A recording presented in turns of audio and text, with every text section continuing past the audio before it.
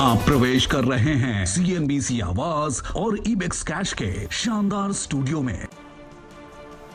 नमस्कार, कमाई के अड्डे में आपका स्वागत है। आप इस शो का लुत्फ उठा रहे हैं CNBC आवाज़ और इबेक्स कैश के इस खूबसूरत स्टूडियो में। डायरेक्टर साहब आपके सामने प्रस्तुत कर रहे हैं निफ्टी और बैंक निफ्टी का चार्ट। दोनों इंडिसेस में आज शुक्रवार के दिन एक वीकेंड से पहले बिल्कुल दायरेबंद ट्रेड है। आपके सामने निफ्टी 40 अंक ऊपर 17,350 के आसपास आपको ट्रेड करता हुआ दिखेगा और आज की ट्रेडिंग रेंज यहाँ पर आपको दिख रही है लगभग 160 अंक। निफ्टी बैंक प्रस्तुत है आपके सामने 0.7% की वृद्धि। ये इंडेक्स आपके सामने 37,800 के आसपास ट्रेड करता हुआ लगभग 700 अंक के दायरों में फिलहाल स्क्रीन पर। सारे इंडिसेस आपको 0.5 से 0.5% के दायरे में ट्रेड करते हुए दिखेंगे। एडवांस डिक्लाइन रेशियो फिलहाल बेयर्स के फेवर में है 1:2 आपके सामने और आप खासी मूव्स आते हुए देख रहे हैं निफ्टी के कुछ हेवी वेट काउंटर्स में, जिसकी वजह से ये इंडेक्स संभला हुआ है। HDFC, L&T और ICICI बैंक के साथ साथ एक्सिस बैंक काफ़ी सपोर्ट देता हुआ निफ्टी को। ये तो ब्रॉड व्यूज़ हैं आपके सामने जो स्क्रीन पर आते हुए दिख रहे हैं। स्टूडियो में मेरे साथ हर्षिता जी भी जुड़ी हुई हैं, वो आपको बताएंगी उनकी नज़र में क्या क्या आता हुआ दिख रहा है। इनफैक्ट आज की रिकवरी पर ही नजरें बनी हुई है शैल, और शुक्र है शुक्रवार है क्योंकि ये हफ्ता बहुत ही सीमित दायरे वाला रहा और ज़्यादा कुछ किया नहीं, शांत रहा है निफ्टी, कभी ऊपर तो कभी नीचे। और बार बार हम देख तो रहे थे 17,500 की तरफ, लेकिन फंसे हुए थे 17,200 के दरमियान। आज 17,350 के ऊपर ट्रेड देखने को मिला है, तो एक मजबूती का थोड़ा सा इंडिकेशन जरूर है। एडवांस डिक्लाइन रेशियो भी 1:1 है, लेकिन इस समय हम नॉर्मली कार्यक्रम की शुरुआत में देखते हैं कि विदेशी बाजारों से क्या संकेत मिल रहे हैं। तो आप गौर करिएगा, डाउ फ्यूचर्स इशारा कर रहा है कि कुछ मजबूती के साथ ट्रेड बनता हुआ दिखाई देगा और उस मजबूती की वजह यही है कि फिर अपडेट ये निकल कर आ रहा है कि रशिया यूक्रेन के करीब से अपनी सेनाएं वापस लेता हुआ दिखाई दिया और माना यह भी जा रहा है कि अगले हफ्ते US और रशिया की बैठक होने वाली है, एक मीट होने वाली है। उसी के तर्ज पर एक पुल बैक ग्लोबल मार्केट्स में, खासतौर से भारतीय बाजार, फ्रांस, जर्मनी और साथ ही साथ आपका UK के मार्केट में हल्की सी बढ़त देखने को मिली है। डाउ फ्यूचर्स 180 पॉइंट ऊपर। लेकिन हमारे जानकारों से अब रूबरू होते हैं जो आपको बताएंगे कि क्या रणनीति आपकी होनी चाहिए आज के दिन, इस हफ्ते के आखिरी कारोबारी सत्र में। राजेश सातपुते को जोड़ेंगे हम कार्यक्रम में। अमित सेठ भी आपको बताएंगे कि आपकी रणनीति होनी चाहिए। मानस जायसवाल हर रोज की तरह साथ देंगे। आशीष बहेती भी हमारे साथ जुड़े हैं आज। इसके अलावा कविता जैन आज जुड़ने वाली है दोपहर में हमारे साथ इंदौर से, और कुणाल रामभ्या को भी शामिल करेंगे कार्यक्रम में। राजेश अग्रवाल हमारे साथ होंगे एक फंडामेंटल्स पर अपना नजरिया देने के लिए। लेकिन मेरे ख्याल में इस हफ्ते जिस तरह का हमने पेन देखा है मार्केट में, क्योंकि मार्केट ने कुछ किया नहीं, पेन उसका ज्यादा था। ऐसा पेन नहीं था कि मार्केट बेहाल था, कुछ किया नहीं, उसी का दर्द ज्यादा, और जैसे कैसे अपने पोर्टफोलियो को संभाले रखने की कोशिश ज्यादातर लोगों ने की है। हम लोग सिर्फ 90 मिनट दूर हैं क्लोजिंग पर हर्षिता जी, और आप देखिए कोई भी काउंटर 1000 करोड़ से ज़्यादा का टर्नओवर आपको नहीं दिखा रहा। ना ही प्रतिशत आपको बढ़ता हुआ या घटता हुआ दिखेगा और ना ही आप यहाँ पर कोई वॉल्यूम एक्शन देख रहे हैं। TCS टॉप ट्रेडेड काउंटर है 0.4% ऊपर, 971 करोड़ का यहाँ पर ट्रांजैक्शन हुआ है। कभी कभी 3-4 घंटे में ही इतना वॉल्यूम आ जाया करता था। HDFC और इन्फोसिस, साथ ही साथ SBI, ये बचे हुए स्टॉक्स हैं जहां पर आप 500 से 650 करोड़ रुपए का टर्नओवर आते हुए देख रहे हैं। चलिए अब बिना विलंब के आपको अपने टेक्निकल पैनल से मिलवाते हैं। हमारे साथ मंच पर जुड़ते हुए दिख रहे हैं राजेश सतपुते जी, आशीष बहेती जी, कविता जी, अमित सेठ साहब, और आपके सामने कुछ ही समय में आते हुए दिखेंगे राजेश अग्रवाल जी, और आपके साथ जुड़ रहे हैं फिलहाल अमित सेठ। आशीष बहेती साहब को जोड़िए, डायरेक्टर साहब स्क्रीन पर दिखाइए, और उनसे जानने की चेष्टा करते हैं कि किस तरीके से वो अपना समय बिता रहे हैं कल सुबह से। मैं इसलिए पूछ रहा हूँ क्योंकि कहीं कोई भी मूवमेंट नहीं है। आशीष जी, क्या आप टाइम वैल्यू ऑफ ऑप्शंस खा रहे हैं या किस तरीके से आप इस बाजार को देखते हैं? निफ्टी में तो खासकर कोई चाल नहीं, कल 23 अंक का हेरफेर और आज 40 अंक ऊपर। गुड आफ्टरनून शैल सर। एक काफ़ी अहम वीक रहा ओवरऑल मार्केट के लिए, क्योंकि बहुत सारे ग्लोबल न्यूज़ के कारण मार्केट में मूवमेंट बहुत ज़्यादा वॉलेटाइल थी, और जिस हिसाब से पिछले 4 दिन से मार्केट रहा है, सिर्फ ऑप्शन सेलर्स नहीं यहाँ पे यूजुअली पैसा प्रॉपर्ली बना पाया होगा। हमने भी जरूर सेलिंग करके थोड़ा कंफर्टेबली पोजीशंस में रहे ऑप्शन सेलिंग के थ्रू। बट ओवरऑल मार्केट का स्ट्रक्चर आज जाके थोड़ा सा ऐसा लग रहा है कि ओवरऑल बैंक निफ्टी में एक स्ट्रेंथ दिखी है, एक बाइंग वापस रीगेन होते हुए दिखी है, तो which is a positive sign. और हमें लगता है कि बैंक निफ्टी अगर यहाँ से 38,000 का लेवल क्रॉस करता है तो इसमें 39,000 तक की रैली देखने मिल सकती है। 1000 तक का इंतजार जरूर है, लेकिन आशीष भैती को तो मैंने एडिशनल वर्क दे दिया था। ये खिलाड़ी नंबर 1 का हिस्सा भी है और इनके लिए एक मुश्किल हफ्ता रहा है, क्योंकि पहले हफ्ते के पहले दिन जो मार पड़ी, फिर सभी हमारे तीनों ही जानकार अपने पोर्टफोलियो को संभालने में ही लगे हुए थे, तो उस पर भी आगे बात करेंगे आशीष आपसे। लेकिन राजेश सातपुते, बताइए आपका इस समय का ट्रेड क्या बन रहा है, कहां सौदा लेने की इच्छा है?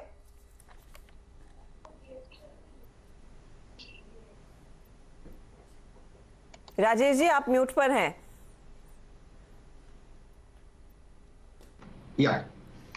Sorry, good afternoon Harshada ji and good afternoon everyone.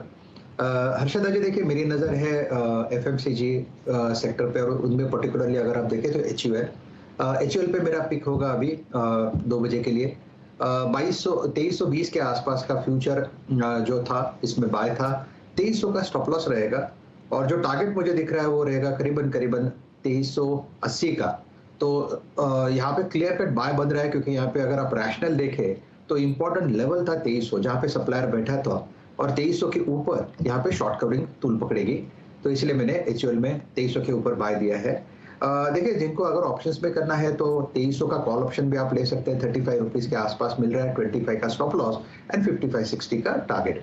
और डिस्क्लोजर ये है कि ये क्लाइंट के साथ हमने ये व्यू साझा किया है, एचयूएल पे बायस जो है पॉजिटिव दिया है, लेकिन यहाँ पे पर्सनल पोजीशन मेरी कोई नहीं है। इस समय राय आ रही है 2300 के ऊपर लेंगे, 2380 का टारगेट, और अगर आपने ऑप्शंस के जरिए ये सौदा लेना है 2300 का कॉल लेकर चले, टारगेट 55 का रहेगा। अमित सेठ, आप इस समय क्या ट्रेड आइडेंटिफाई करके बैठे हैं? Good morning Harshita ma'am, good morning Shail sir, good morning to everybody on the panel. Ma'am, मेरी नजर आज वोल्टास के ऊपर है। वोल्टास का अगर हम चार्ट देखें तो इसका इंपॉर्टेंट सप्लाई जोन था 1230 से लेके 1240 का। स्टॉक ने वो जोन आज क्रॉस किया, कैंडल का साइज भी काफी अच्छा है, वॉल्यूम अपटिक भी काफी अच्छा है, तो इसका नेक्स्ट लॉजिकल टारगेट बनता है 1325 का। स्टॉप लॉस रखना चाहूंगा 1235 का। वोल्टास में एक ट्रेड इस समय, और वोल्टास जैसे कई कैपिटल गुड स्टॉक्स है जहां पर आज हमने खरीदारी देखी है। मानस जायसवाल, गुड आफ्टरनून। 17,400 की तरफ बढ़ने की कोशिश तो हो रही है, लेकिन फिर से अटका हुआ है मार्केट। तो आप निफ्टी बैंक में पहले ही कह चुके हैं कि जब तक वो लेवल क्रॉस नहीं होता कन्विक्शन से तेजी नहीं करेंगे, तो स्टॉक बताइए सर, क्या इस घंटे लेना बनता है? गुड आफ्टरनून हर्षिता जी, गुड आफ्टरनून शैल जी। तो देखिए, क्योंकि ट्रेंड वीक लगता है और मेरा समझना है कि बहुत सारे ऐसे स्टॉक है जहां पर क्लियर ट्रेंड बेरिश दिखता है, वहां पर आप ट्रेड ले सकते हैं।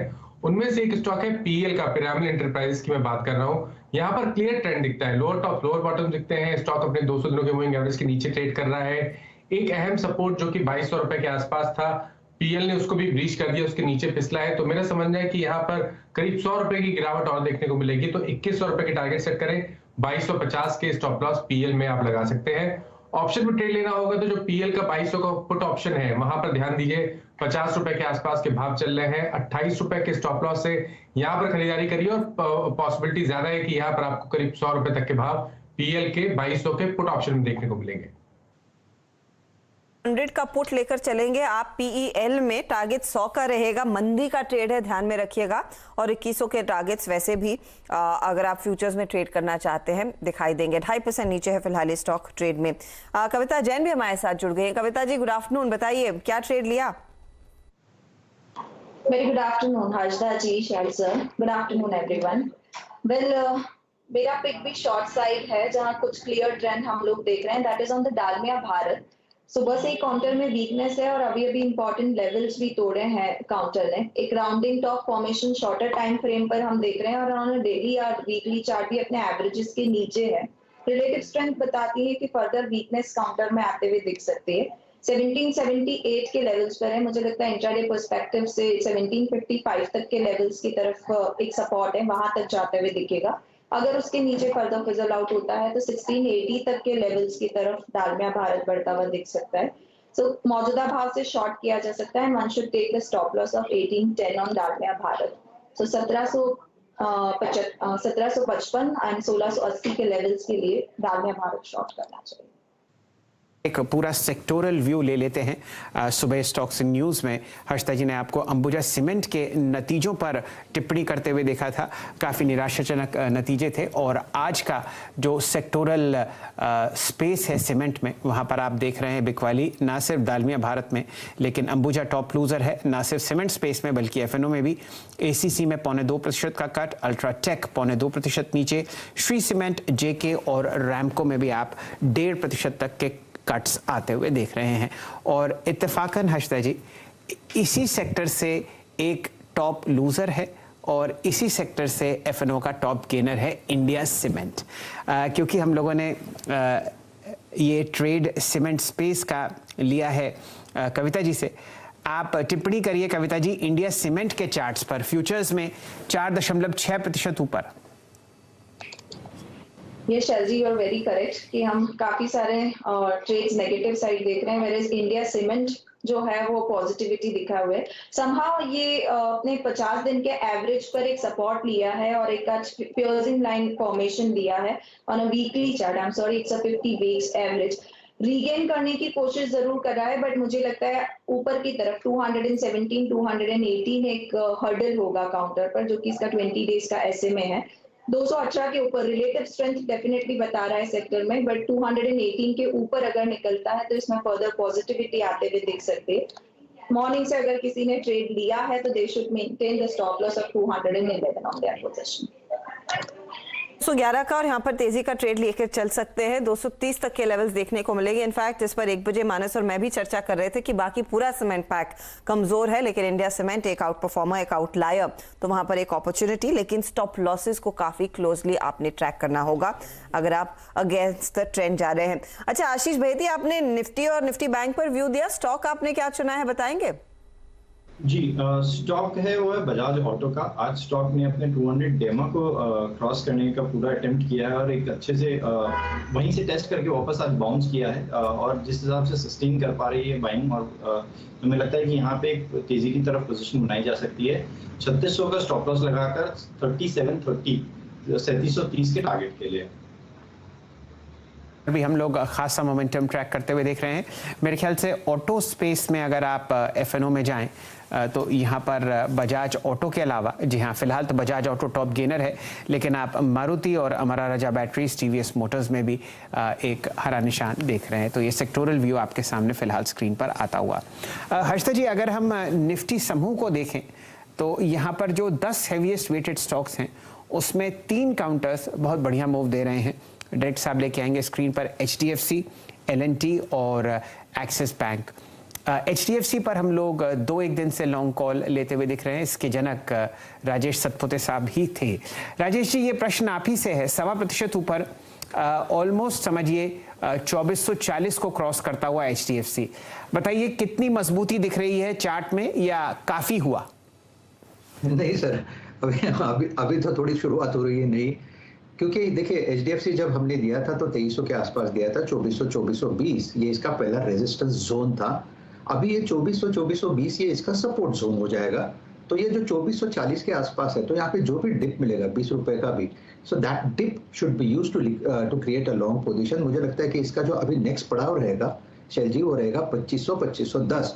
चार्ट देख के लगता है, जैसे मैंने पहले भी कहा, कि 2550 ये इसका टारगेट अनफोल्ड हुआ है as far as the technical projections is concern. तो यहाँ पे सिर्फ ध्यान रखिए 2400-2420 ये आपका नया बाइंग जोन हो जाएगा। ओके, तो 2400-2420 के आसपास अब खरीदारी करनी बनती है और यहाँ पर एक अपॉर्चुनिटी अभी भी है। आगे तेजी का ये काउंटर कायम रहेगा। अच्छा, कोल इंडिया आपकी स्क्रीन पर लेकर आएंगे। कोल इंडिया आज का टॉप परफॉर्मर है और इस मार्केट में आप गौर करिएगा कि दरअसल एक पॉजिटिव रिपोर्ट क्या आई, स्टॉक में भर भर के तेजी बनती दिखाई दी। मोतीलाल ओसवाल ने इनफैक्ट इस पर एक रिकमेंडेशन दिया है और उसी के बाद दरअसल ये नई चाल इस स्टॉक ने खेली है। तो पहले इस पर एक टेक्निकल व्यू ले लेते हैं। मानस, आप इस पर ध्यान दीजिएगा। और ये स्टॉक इस तरह की हरकत काफी समय बाद दिखा रहा है, धीरे धीरे करके चल के इसकी चाल मजबूत हुई है। आज 167 पर जो खड़ा है, डे हाई के ठीक 1 रुपए नीचे, आपका क्या अंदाजा है यहाँ से किस तरह के रिटर्न्स बनते दिखाई दे सकते हैं? देखिए यहाँ पर ट्रेंड बहुत क्लियर है हर्षदा जी। 4-5 दिनों का करेक्शन हो गया, स्टॉक 20-day मूविंग एवरेज के नीचे नहीं जा रहा है और आज जब पुल बैक देखने को मिला तो स्टॉक ने 165-166 का जो रेजिस्टेंस जोन था उसको ब्रीच कर दिया और वहां पर बेहतर वॉल्यूम देखने को मिले। तो चार्ट्स पे तो सब कुछ पॉजिटिव है स्टॉक के लिए। मेरा समझना है कि करंट लेवल्स पे खरीदारी करनी है 164 के स्टॉप लॉस के साथ और कम से कम 175 के टारगेट सेट करने हैं, क्योंकि मेरा समझना है कि आज के पैटर्न के बाद जो रिसेंट हाई 170 रुपए के हैं वो ब्रीच होकर 175 रुपए तक के टारगेट देखने को मिल सकते हैं। 75 तक के टारगेट आप कह रहे हैं यहाँ पर आते हुए दिखाई देंगे और मोतीलाल का यही मानना है कि एक स्ट्रॉन्ग क्वार्टर रहा कंपनी के लिए और जो ई ऑक्शन प्रीमियम का जिक्र हमने किया था, आपको याद होगा जब नंबर्स आए और इसी हफ्ते की शुरुआत में हम इसकी बात कर रहे थे शैल, अगर आपको याद होगा कि 12 क्वार्टर्स के बाद ये ई ऑक्शन प्रीमियम में इतनी अच्छी तेजी बनती दिखाई दी, उसमें 100% से ज्यादा के नंबर्स पोस्ट होते हुए दिखाई दिए हैं, इसीलिए यहाँ पर तेजी देखने को मिलेगी। इनफैक्ट 217 का टारगेट मोतीलाल ने दिया और मानस को भी लगता है कि यहाँ पर एक अपॉर्चुनिटी थोड़ी बहुत बन रही है 200 के करीब। हर्षदा जी, सुबह सुबह एक और नंबर आपको आता हुआ दिखा था यहाँ पर कोल इंडिया की तरफ से। उन्होंने अपने मंथली सेल्स नंबर्स दिए थे और जितनी सेल उन्होंने सन 2021 में की है वो फिलहाल पहले 10 महीनों में आप आते हुए देख रहे हैं। तो वॉल्यूम ग्रोथ है और ग्लोबल कोल प्राइसेस, क्योंकि एक कमोडिटी रैली चल रही है, तो 4 से 6 साल के उच्चतम लेवल में आपको ट्रेड करते हुए दिख रहे हैं। कोल इंडिया पर खासी टिप्पणी फिलहाल स्क्रीन पर होती हुई दिख रही है। चलिए यहाँ पर अब जोड़ते हैं आशीष बहिती जी को। आशीष जी, राय L&T पर ये काउंटर भी वही मजबूती दिखाता हुआ जो आपने देखी HDFC में।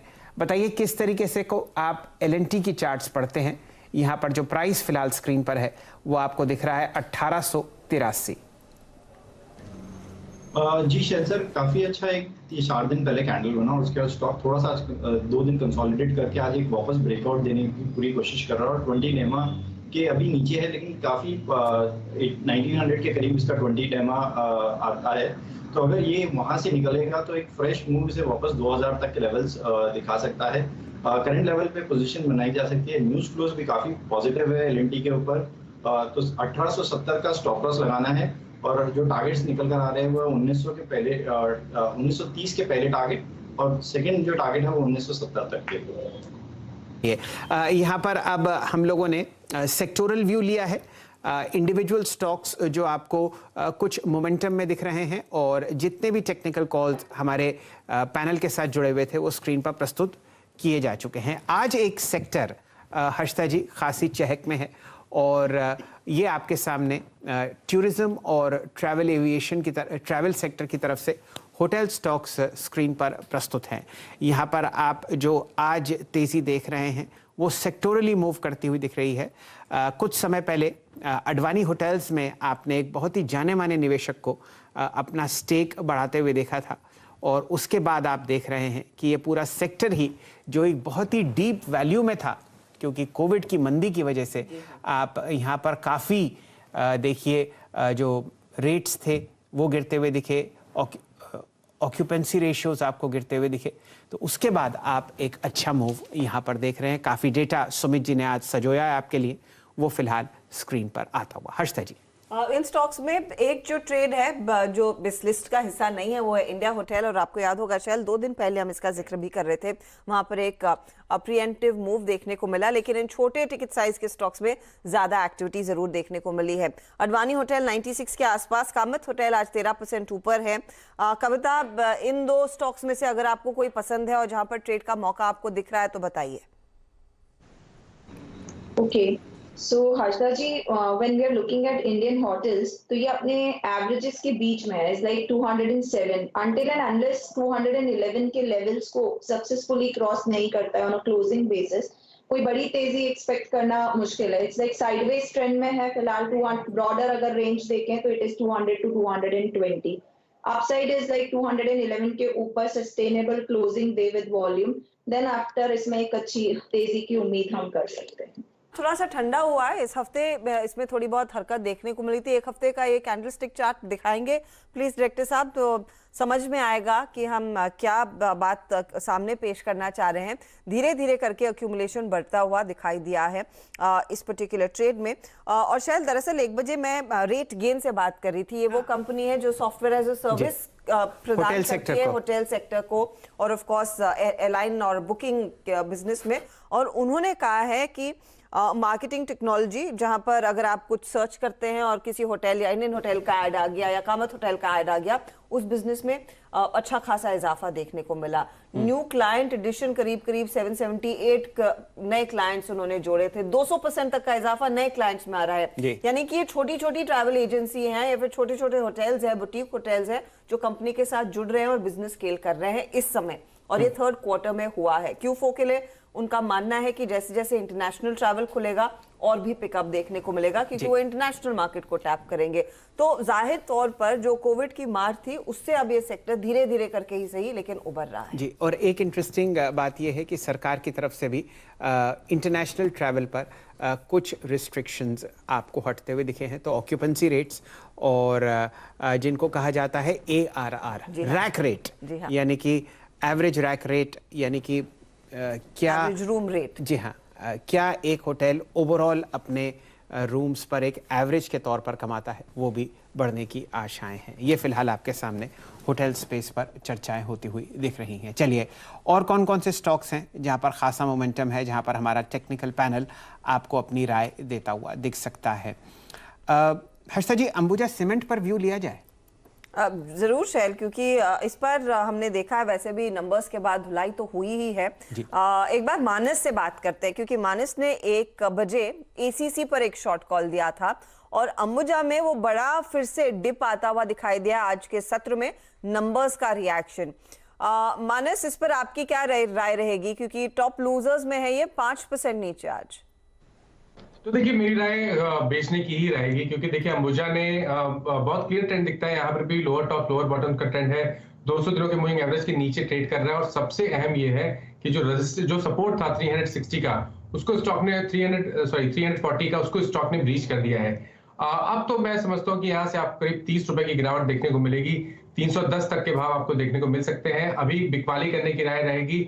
स्टॉप लॉसेस आपको 352 के ऊपर रखने हैं और 310 के टारगेट सेट करने हैं। और बेहतर ये रहेगा कि आप पुट ऑप्शन के जरिए यहाँ पर ट्रेड करें। तो जो 340 का पुट ऑप्शन है वहां पर ध्यान दीजिए, 8 रुपए के आसपास के भाव चल रहे हैं। 4 रुपए का स्टॉप लॉस रखिए, कम से कम 20 रुपए के टारगेट सेट करिए। 4 रुपए का स्टॉप लॉस और आप कह रहे हैं 20 का टारगेट होगा। अगर आप 340 का पुट लेकर चलते हैं अंबुजा में से सीमेंट में, देखिए स्टॉक टूटा है यहाँ से और 30 रुपए की गिरावट। प्रॉफिटेबिलिटी में 49% तक की गिरावट रही है, ये याद रखिएगा। और मार्जिन्स भी अनुमान था 19% पर आएगा, लेकिन वो घटकर करीब 15% पर आया। तो डबल मार पड़ी, क्योंकि पावर और इनपुट कॉस्ट इस कंपनी के लिए खासा बढ़ गया था इस तिमाही में। एक स्टॉक जो इस समय थोड़ी सी चाल को सुधारने की कोशिश में लगा हुआ है, उसकी बात करते हैं। यहाँ पर आप गौर करेंगे तो वायदे में स्पेशली SBI लाइफ धीरे धीरे करके अपनी चाल और मसल्स थोड़े से फ्लेक्स करता हुआ दिखाई दे रहा है। कल ही इसमें थोड़ा सा एक्शन बनता हुआ दिखाई दिया था शैल। 1150 से 51 के लेवल्स आ चुके हैं आज, और ओपन इंटरेस्ट एडिशन फिर बढ़ने लगा है। अमित सेठ, इस पर एक बार नजर डालें। HDFC लाइफ, SBI लाइफ, ये वो ट्रेड्स है जिसका हम जिक्र इसी समय कल दोपहर में कर रहे थे, लेकिन SBI लाइफ का क्या आज मूव ज्यादा कन्विंसिंग लग रहा है आपको?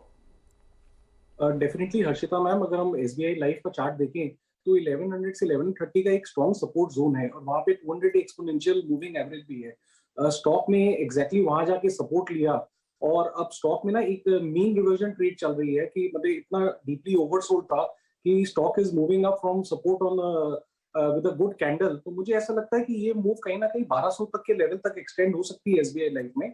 स्टॉप लॉस रखना चाहूंगा 1125 का।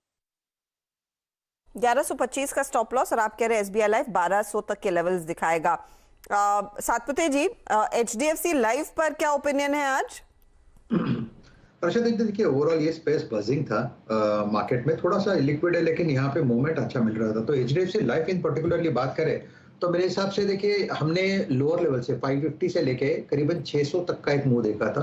तो यहाँ पे थोड़ा कूल ऑफ हो रहा होगा, प्रोबेबली नॉट दिस लेवल, लेकिन 575 580 वो लेवल होगा जहां पे एक री एंट्री अपॉर्चुनिटी होगी। So HDFC life at this level थोड़ा कॉशियस रहे, थोड़ा डिप मिलने दे, थोड़ा कूल ऑफ होने दे, फिर से यहाँ पे लॉक होगा। ऑफ तो मार्केट हो चुका, फिर से हम 17,300 के नीचे आ गए। ये 17,200 और 17,300 में इतने लोगों ने को रुलाया है ना इन लेवल्स ने। 33 अंकों की गिरावट। मिड कैप्स पर एक भारी मार पड़ी है शैल, 200 पॉइंट। मिड कैप इंडेक्स तो वैसे भी आज थोड़ा सा अंडर परफॉर्म कर रहा था, लेकिन अचानक एक बहुत तगड़ा झटका मिला है और यहाँ पर जैसे छुरी चली है। 200 अंकों का नुकसान। निफ्टी बैंक हम काफी प्राउड थे कि करीब 100-150 अंकों तक की बढ़त आ रही है। अब ये बैक टू स्क्वायर वन 23 अंकों तक का ही इजाफा रह चुका है। एडवांस डिक्लाइन रेशियो ज्यादातर समय आज के दिन 1:1 का रहा, लेकिन आज देखिए वो लाल लाइन रेड कैटरपिलर जो या रेड अर्थवर्म जो शेल कहते हैं ऊपर की तरफ बढ़ रहा है और ग्रीन अर्थवर्म नीचे की तरफ ही रह गया। 1:2 का मोड माहौल बनता हुआ प्रेशर एक बार फिर लौट कर आया है। आशीष, आप थोड़े से कॉन्फिडेंट थे, लेकिन अब इस रिवर्सल के बाद क्या विचार है निफ्टी पर? जी, काफी स्ट्रक्चर खराब हुआ है जब से अपन ये शो स्टार्ट किया है। वहां से अभी तक में एक सेलिंग इंटेंसिफाई होती हुई दिख रही है 2 बजे से अभी तक, और जिस हिसाब से काउंटर्स क्रैक हो रहे हैं तो थोड़ा सा काउंटर स्पेसिफिक शॉर्ट पोजीशन ढूंढने की सलाह है। अभी एक ट्रेड मेरे सामने जो स्पॉट हो रहा है वो है ONGC का। ये काउंटर काफी मैसिवली क्रैक डाउन होते हुए दिख रहा है, 167 के करीब आ चुका है। तो इसमें एक करंट लेवल पे एक शॉर्टिंग पोजीशन बनाई जा सकती है। थोड़ा सा रिस्क रिवॉर्ड फेवरेबल है, इसलिए यहाँ से इसने करीब 4 बार जो इसका आज का हाई था वहां से 4 बार टेस्ट करके वापस फॉल बैक दिया है। 170 का स्टॉप लॉस लगाकर इसमें एक शॉर्टिंग पोजीशन बनाई जा सकती है फॉर टारगेट ऑफ 162। लिए फिलहाल आपके सामने यहाँ पर ONGC पर राय देते हुए दिख रहे हैं हमारे मित्र आशीष बहिती साहब। ग्लोबल मार्केट्स पर एक नज़र डाल लेते हैं हर्षदा जी। मेरे ख्याल से आजकल डीलिंग रूम्स, ट्रेडर्स और निवेशक ज़्यादा देख रहे हैं डाउ फ्यूचर्स को मुकाबले की निफ्टी और बैंक निफ्टी को। आपके सामने डाउ फ्यूचर्स फिलहाल 210 अंक ऊपर 34,442 के आसपास ट्रेड करते हुए दिख रहे हैं। मैं इनफैक्ट बाकी यूरोपीय बाजारों पर नजरें डाल रही हूं, वहां पर कुछ खास ऐसे बदला है नहीं, लेकिन कॉशियस है। जो इस समय ज्यादातर वेबसाइट्स पर हेडलाइन है वो यही है कि यूरोपियन मार्केट थोड़े से कॉशियसली ट्रेड कर रहे हैं, क्योंकि थोड़ी थोड़ी डेवलपमेंट रशिया और यूक्रेन के बीच आती हुई दिखाई दे रही है। राजेश अग्रवाल हमारे साथ अब जुड़ गए हैं। Rajesh ji, good afternoon. ये वीकेंड में देखिए भारी बिकवाली ही झेलनी पड़ेगी। इस पूरे हफ्ते किसी ना किसी तरीके से 17,300 को हमने संभाल लिया था। आज तो बस प्रार्थना वही है कि क्लोजिंग पर वो लेवल टिक जाए, वरना फिर से अगले हफ्ते के लिए मूड बिगड़ेगा। देखिए, बिल्कुल सही कहा आपने कि ये लेवल अगर टूटता है तो तकनीकी तरीके से लेवल्स तो बिगड़ते हुए नजर आएंगे, मूड बिगड़ता हुआ नजर आएगा। लेकिन अगर आप देखें तो लगातार खबरों का माहौल बना हुआ है। किसी वक्त खबर आती है कि वो लोग रशिया यूक्रेन के बीच जो ट्रूप्स है वो बैकफुट पर आ रही है या वापस जा रही है, तो बाजार बढ़ने लगता है, और फिर अचानक से कुछ नेगेटिव न्यूज़ आती है और गिरने लगता है। तो ये इस तरीके से जो एक तरीके से मैं कहूँगा कि झूल रहा है न्यूज़ के बीच में। तो मुझे लगता है थोड़े दिन तक तो ये लगातार जारी रहेगा जब तक कि कुछ क्लैरिटी निकल कर नहीं आती है। इसके सिवाय भी अगर आप देखें तो फिर वो चाहे बॉन्ड यील्ड हो, FII पैसे निकाल रहे हो, या दुनिया भर के बाज़ारों में जो इन्फ्लेशन का माहौल बना हुआ है, फेड की तरफ से एक चिंता बनी हुई है कि 1.5 सवेर ब्याज बढ़ा देंगे, तो ये सब चीज़ों के बीच में थोड़ा बाज़ार में एक अनिश्चितता का माहौल तो है। और विक्स भी अगर आप देखेंगे तो बहुत ऊंचे लेवल्स पर ट्रेड कर रहा है। तो इन सारी बातों का दमोदार ये हो रहा है कि इस वक्त जो मेरे हिसाब से जो छोटी अवधि के ट्रेडर हैं, जो बहुत छोटी अवधि के लिए पोजीशन लेना चाहते हैं, वो थोड़ा दूर रहे तो बेहतर होगा। लेकिन जो मध्यम से लंबी अवधि के निवेशक हैं उनके लिए ये जो बाजार में गिरावट है, बहुत से स्टॉक अगर आप देखोगे तो ऊपर से 15-20% तक, अच्छे स्टॉक की बात कर रहा हूँ, 15-20% तक कट दिखा चुके हैं। वहां पर बिल्कुल एक बार आप खरीदारी कर सकते हैं। लग रहा है ये आशीष कह रहे थे ना, वो पुतिन का पुट और बाइडेन का बाय, पुतिन का पुट एक्टिव हो गया है, क्योंकि जो स्टेटमेंट्स आ रही हैं ये कोई इशारा नहीं कर रही कि कुछ कूल ऑफ देखने को मिल रहा है। पुतिन खुद कल की एक्सरसाइज का मुआयना करेंगे और बैलिस्टिक मिसाइल्स का वहां पर परीक्षण होता हुआ दिखाई देगा। अब जब बैलिस्टिक मिसाइल जैसी स्थिति आ जाती तो लगता तो नहीं है कि ये एस्केलेशन कम होगा, या फिर ये बस मसल फ्लेक्सिंग है? जी जी, ये एक्चुअली मसल फ्लेक्सिंग ही है हर्षिता जी। देखिए आजकल कोई भी देश और ख़ासकर पश्चिमी देश अपने घर बॉडी बैग्स नहीं वापस मंगवाना चाहता, और कहने को ये बहुत पैट्रियोटिक बातें हैं कि लड़ाई करने के लिए आपने सेनाएं अपने बॉर्डर पर भेजती हैं, लेकिन अक्लमंद लोग इसको सिर्फ पोस्चरिंग कहते हैं। और आप देखिए अगले हफ्ते रूस और अमेरिका के बीच में बातचीत है। कुछ समय पहले रूस ने अमेरिका के एक बहुत ही सीनियर रैंकिंग डिप्लोमेट को भी वापस जाने को कहा। वो भी एक तनातनी है। मेरे ख्याल से ये सिर्फ पोजीशनिंग है, और प्रभु करें कि पोजीशनिंग ही रहे, वरना आप देखिए परेशानी हो जाती है। पूरा का पूरा देश डिस्टेबलाइज हो जाता है, और कई सारी कमोडिटीज़ में खासकर तेल में आपको खासी परेशानी आती हुई दिखती है। तो ये खबरें चल रही हैं, और ख़बरें आपके सामने स्क्रीन पर। ये प्रशिक्षण बैलिस्टिक मिसाइल्स का होता हुआ आपको दिख सकता है, और इस पूरी ड्रिल को प्रेसिडेंट पुतिन साहब मुआयना और निरीक्षण करते हुए देखेंगे। तो उस खबर के बाद अब भारतीय बाजारों में दबाव साफ बनता हुआ दिखाई दिया है। मैं देख रही थी क्या कच्चे तेल ने रिएक्ट किया। कच्चा तेल ब्रेंट का भाव 92 के आसपास, लेकिन यहाँ पर वो ईरान के साथ न्यूक्लियर डील साइन होने की जो बात हो रही है उसके चलते इम्पैक्ट आता हुआ दिखाई दिया है। दूसरी तरफ सोने के भावों में $1900 के हल्के से नीचे इस समय ट्रेड बनता हुआ दिखाई दिया है। सबसे ज्यादा रिएक्शन अगर आया है वो ऑफकोर्स भारतीय मार्केट में देखने को मिला है, और निफ्टी के साथ साथ निफ्टी बैंक में ऊपरी लेवल से कुछ कमजोरी बनती दिखाई दी है। कोई अगर ट्रेड मानस, अमित, सातपुते जी और कविता आपको दिखे तेजी या मंदी की तरफ, प्लीज इशारा कीजिए, क्योंकि इस मार्केट में भी और भी मुश्किल हो जाएगा, स्पेशली कोई ट्रेड कैरी करना। ओवर द वीकेंड क्या निकल कर आएगा किसी को आइडिया नहीं है, तो शायद सब ज्यादा से ज्यादा लोग अपनी पोजीशन हल्की ही रखना चाहेंगे। ऐसे में इनफैक्ट एक ट्रेड जो इस पूरे हफ्ते में सबसे ज्यादा परफॉर्म करके दिया है वो TCS है, 2.5% ऊपर। इसके पहले HUL का हम जिक्र पहले कर चुके हैं। TCS पर मानस मैं आपकी राय लेना चाहूंगी। एक तो 23 तारीख को रिकॉर्ड डेट है, उससे पहले आज कुछ बाइंग फिर से देखने को मिली। इस हफ्ते अगर आप देखें 2-2.5% तक की तेजी स्टॉक ने आपको कमा कर दी है। इधर तो कैरी करेंगे ना तेजी का ट्रेड, स्पेशली अगर किसी को टेंडर करना है ये स्टॉक अगले हफ्ते। तो देखिए 2 दिन की गिरावट के बाद स्टॉक ने कोशिश की है 50 डे मूविंग एवरेज पे सपोर्ट लेने के लिए, लेकिन अगर आप देखिए पिछले करीब आधे एक घंटे में आईटी स्टॉक्स में भी प्रेशर देखने को मिला है, और उनमें से ही TCS भी है जहां पर 1816 से गिरावट देखने को मिली है। मेरा समझना है कि अगर आपके पास पोजीशन TCS में ऑलरेडी है तब तो आप बने रहिए। 50 डे मूविंग एवरेज 3750 है, उसके नीचे इसका स्टॉप लॉस लगाइए, पर फ्रेश खरीदारी की राय यहाँ पर भी नहीं रहेगी। फ्रेश खरीदारी तभी करेंगे जब 3825 के लेवल्स ब्रेक होंगे। ओके, तो 3825 के ऊपर नई खरीदारी अगर आप ट्रेडर हैं और अगर आप वो निवेशक है जो बायबैक के लिए प्ले कर रहा है तो ऑफ कोर्स एक अपॉर्चुनिटी है। याद रखिएगा 4500 पर दरअसल वो बायबैक आ रहा है। इस बीच कुणाल रामबिया हमारे साथ जुड़ गए हैं। Kunal, good afternoon. मार्केट फिर से हल्का होता हुआ, बताइए आज क्या स्टॉक लेकर आए हैं? हर्षिता जी वेरी गुड आफ्टरनून। शैल जी गुड आफ्टरनून।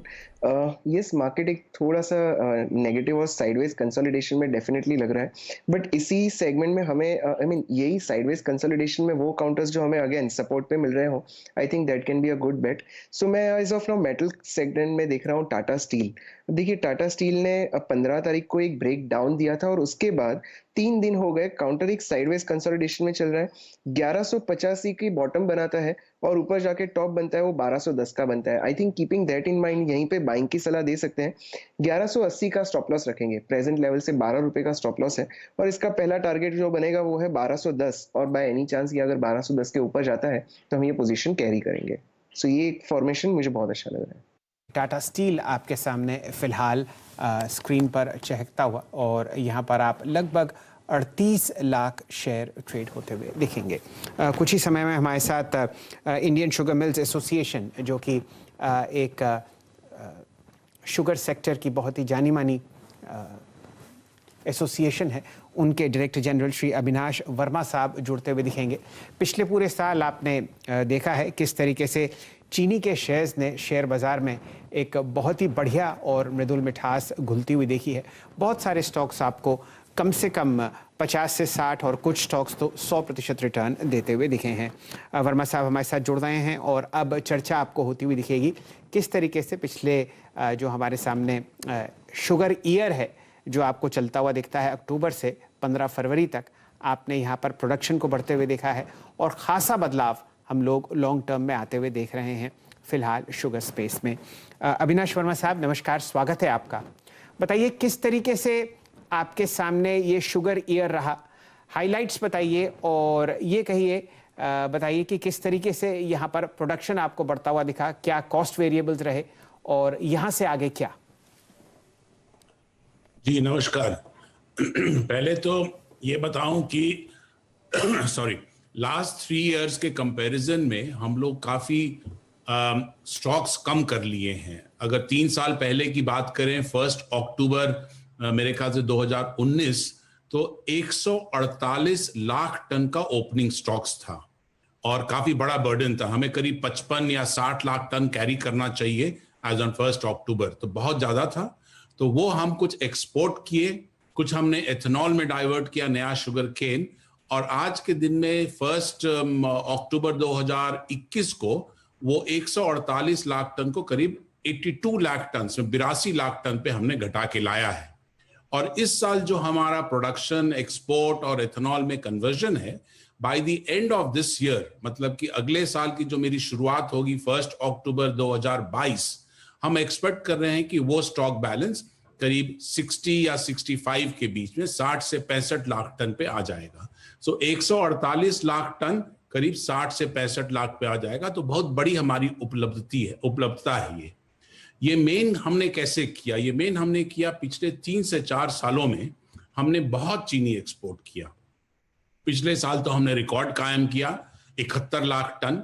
इस साल भी जो हम लोग कर रहे हैं करीब 50 लाख टन का हमने कॉन्ट्रैक्ट कर लिया है और हम एक्सपेक्ट करते हैं कि 60 लाख टन इस साल भी करेंगे। पिछले साल भी करीब 60 लाख टन किया था और उसके पहले 38 लाख टन किया। सेकेंडली, जो हमारी सरप्लस शुगर केन प्रोड्यूस होती है, जो 3 साल पहले हमें सरप्लस शुगर केन से सरप्लस चीनी ही बना पाते थे, पिछले 3 सालों में हमने कैपेसिटी अपनी बढ़ाई है, एथेनॉल प्रोडक्शन कैपेसिटी, और हम ज्यादा से ज्यादा शुगर केन और बी हेवी मोलासेस को डाइवर्ट करने की क्षमता बढ़ा रहे हैं। 2 साल पहले करीब 8 लाख टन शुगर इक्विवेलेंट हमने डाइवर्ट किया एथेनॉल में।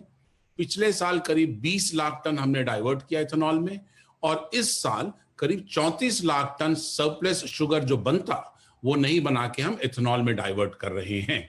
और जैसे जैसे हमारा कैपेसिटी बढ़ते जाएगा, काफी इन्वेस्टमेंट हो रही है एथेनॉल प्रोडक्शन कैपेसिटी, हम एक्सपेक्ट कर रहे हैं कि अगले 2 साल में मेरी जितनी सरप्लस चीनी बनती है करीब 60 से 70 lakh ton over and above हमारी requirement depending on sugarcane production, वो पूरा का पूरा हम डाइवर्ट कर पाएंगे एथेनॉल में। हमें शायद एक्सपोर्ट करने की जरूरत ही नहीं पड़े 2 साल के बाद, जरूरत भी पड़े तो 10 लाख 15 लाख टन करें।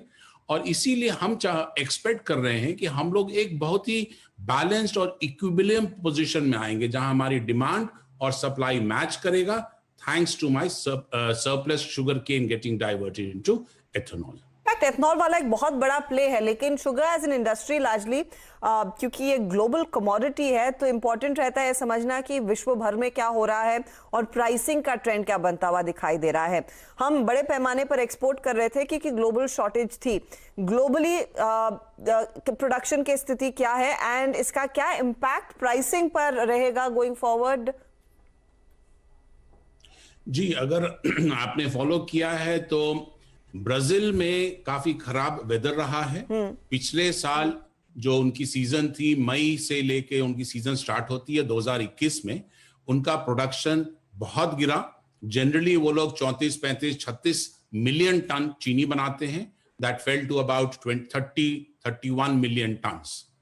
पिछले साल अगेन उनकी जो रेनफॉल काफी खराब रही है, उनकी जो वाटरिंग है वहां इरिगेशन बहुत कम है शुगर केन का, so they are dependent on rainfall.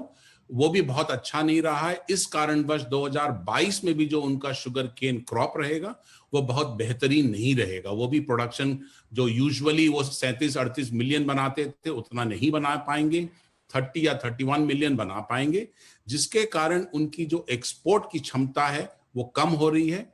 इस साल वर्ल्ड में शुगर प्रोडक्शन और शुगर कंजम्पशन में शुगर कंजम्पशन ज्यादा है। इसका ये मतलब है कि there is a deficit in the international market और पूरी दुनिया अभी उनकी नजर इंडिया पे है। वो चाहते हैं इंडिया को एक्सपोर्ट करे ज्यादा से ज्यादा चीनी, और इसीलिए हम आशा कर रहे हैं, इसीलिए हमने देखा कि पहले 4 महीने में ही हमने करीब 50 लाख टन का एक्सपोर्ट कॉन्ट्रैक्ट साइन कर लिया है। कि प्राइसेस पर कितना रिफ्लेक्ट हो रहा है, क्योंकि डिमांड निरंतर बढ़ रही है ग्लोबल मार्केट से, इसका कितना फायदा भारत में चीनी प्रोड्यूसर्स के हाथ लगेगा?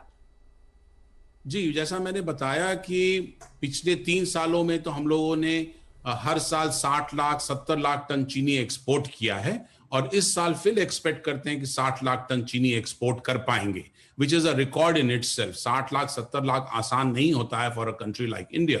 तो इस साल, और उस 60 लाख टन के अगेंस्ट 50 लाख टन का हमने कॉन्ट्रैक्ट साइन कर लिया, और एंड ऑफ फरवरी तक हम 40 लाख टन एक्सपोर्ट कर लेंगे। सिर्फ 4 महीने 5 महीने इस सीजन में 40 लाख टन का एक्सपोर्ट करना हमने पहले, एटलीस्ट मेरे 15 साल के करियर में इन द इंडस्ट्री मैंने नहीं देखा है। तो बहुत बड़ी उपलब्धता है, thanks to the deficit in the world market. Price भी बहुत अच्छा मिला है, और शुरू में सीजन के शुरू में जिन्होंने एक्सपोर्ट किया है उन्हें इवन 32 रुपीज मिलगेट पे मिला, 33 रुपीज मिलगेट पे मिला है पर किलो ऑफ शुगर। वर्मा साहब, जरा इस चर्चा को आगे बढ़ाते हैं। आप खुद ही इस बात से बिल्कुल जुड़े हुए हैं और आपको पता ही है कि शुगर पिछले 3-4 दशक में एक साइक्लिकल सेक्टर की तरह जाना जाता था। प्रोडक्शन बढ़ता था, उसके बाद ज़बरदस्त गन्ने की बुआई होती थी, और उसके बाद एक ग्लट आता था, और इस तरीके से किसानों को भी काफ़ी दिक्कत होती थी और कंपनीज के ऊपर भी काफ़ी परेशानियां आती थी। ये हम लोगों ने पिछले 25-30 साल में ज़रूर देखा है। एक नया सूर्य उदय आपको इस सेक्टर पर होता हुआ दिख रहा है एथेनॉल की वजह से। अब ये बताइए, आपकी जो इंडस्ट्री ग्रुपिंग है इस्मा, किस तरीके से एथेनॉल बिजनेस को देख रही है? अगर साल दर साल देखें तो अगले 2-3 साल में एथेनॉल कैपेसिटी कितनी बढ़ती हुई दिखेगी आपको, और कितना रेवेन्यू शुगर इंडस्ट्री का अब एथेनॉल से आता हुआ दिखता है आपको मीडियम टर्म में? जी, बहुत ही अहम सवाल, and this is what is actually driving the whole industry today. अगर आप पहले की बात करें 2010 से पहले, यस सिक्लिकल था, हमारा ज्यादा होता था, लोअर होता था प्रोडक्शन, बट जो हम लोगों ने मेहनत किया in the sugar cane variety, उसके कारण सेम लैंड एरिया से हमारी जो प्रोडक्शन करीब 210-220 लाख टन होती थी, वो अब हम करीब 340-350 लाख टन प्रोडक्शन कर सकते हैं शुगर से। तो उस कारणवश हम अब ये स्थिति में आ गए हैं कि जो सरप्लस शुगर केन है वो हम चीनी नहीं बना के हम उसको डाइवर्ट कर सकते हैं एथेनॉल पे।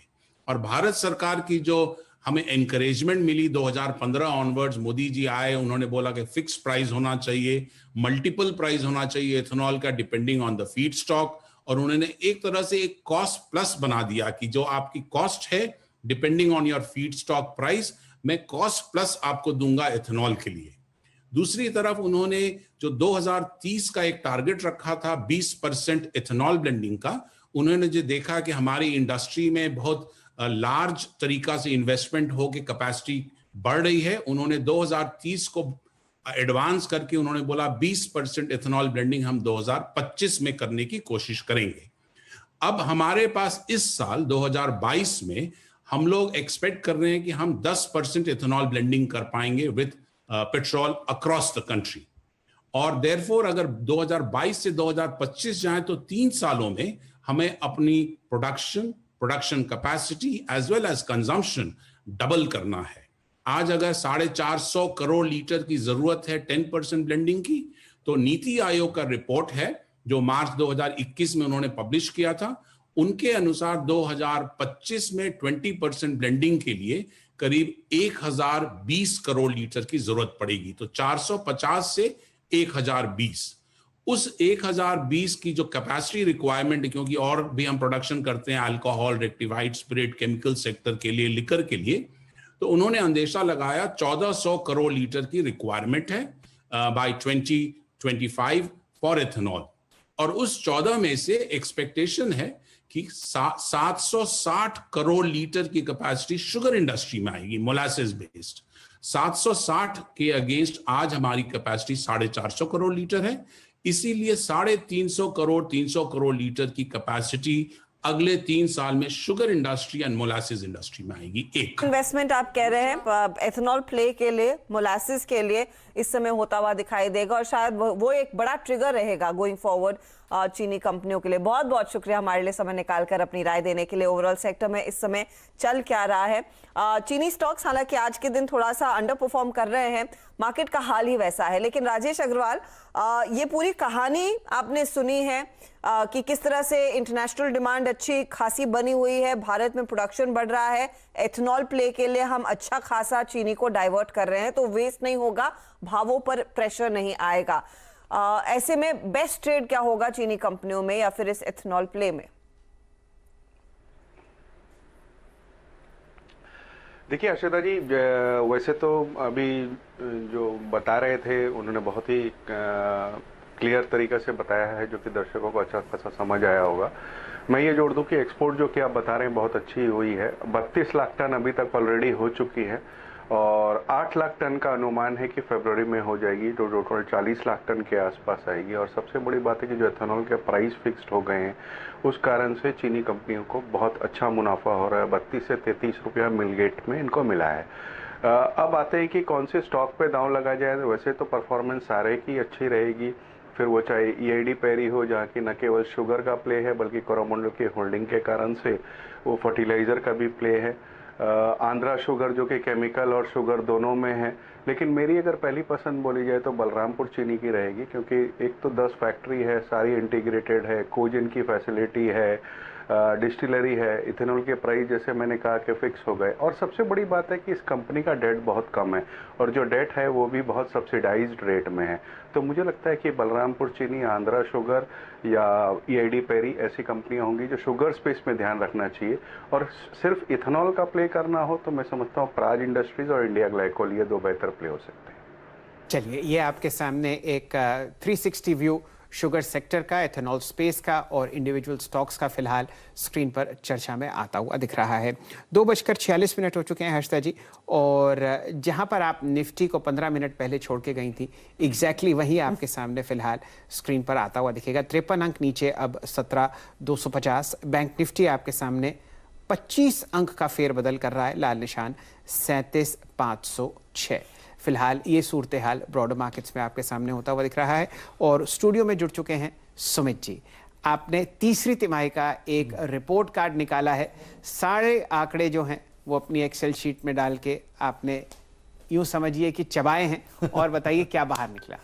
देखिए, कल तीसरी तिमाही के जो नंबर्स हैं वो पूरे हो गए और उन नंबर्स के बाद अब ये कुछ आंकड़े आपके सामने आएंगे। कहाँ पर बेहतर आंकड़े आए, कहाँ ठीक ठाक आंकड़े आए और कहाँ मिला जुला से एक रुझान बनता हुआ दिखाई पड़ा, थोड़ी बहुत कमजोरी देखने को मिली।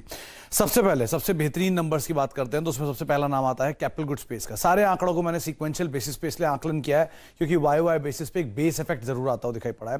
तो सीक्वेंशियल बेसिस पे पूरे स्पेस के नंबर्स में रेवेन्यू फ्रंट पे 13-13.5% की ग्रोथ, इबिटा फ्रंट पे 9% की ग्रोथ और 12% के आसपास की मुनाफे में ग्रोथ आते हुए दिखाई पड़ी है।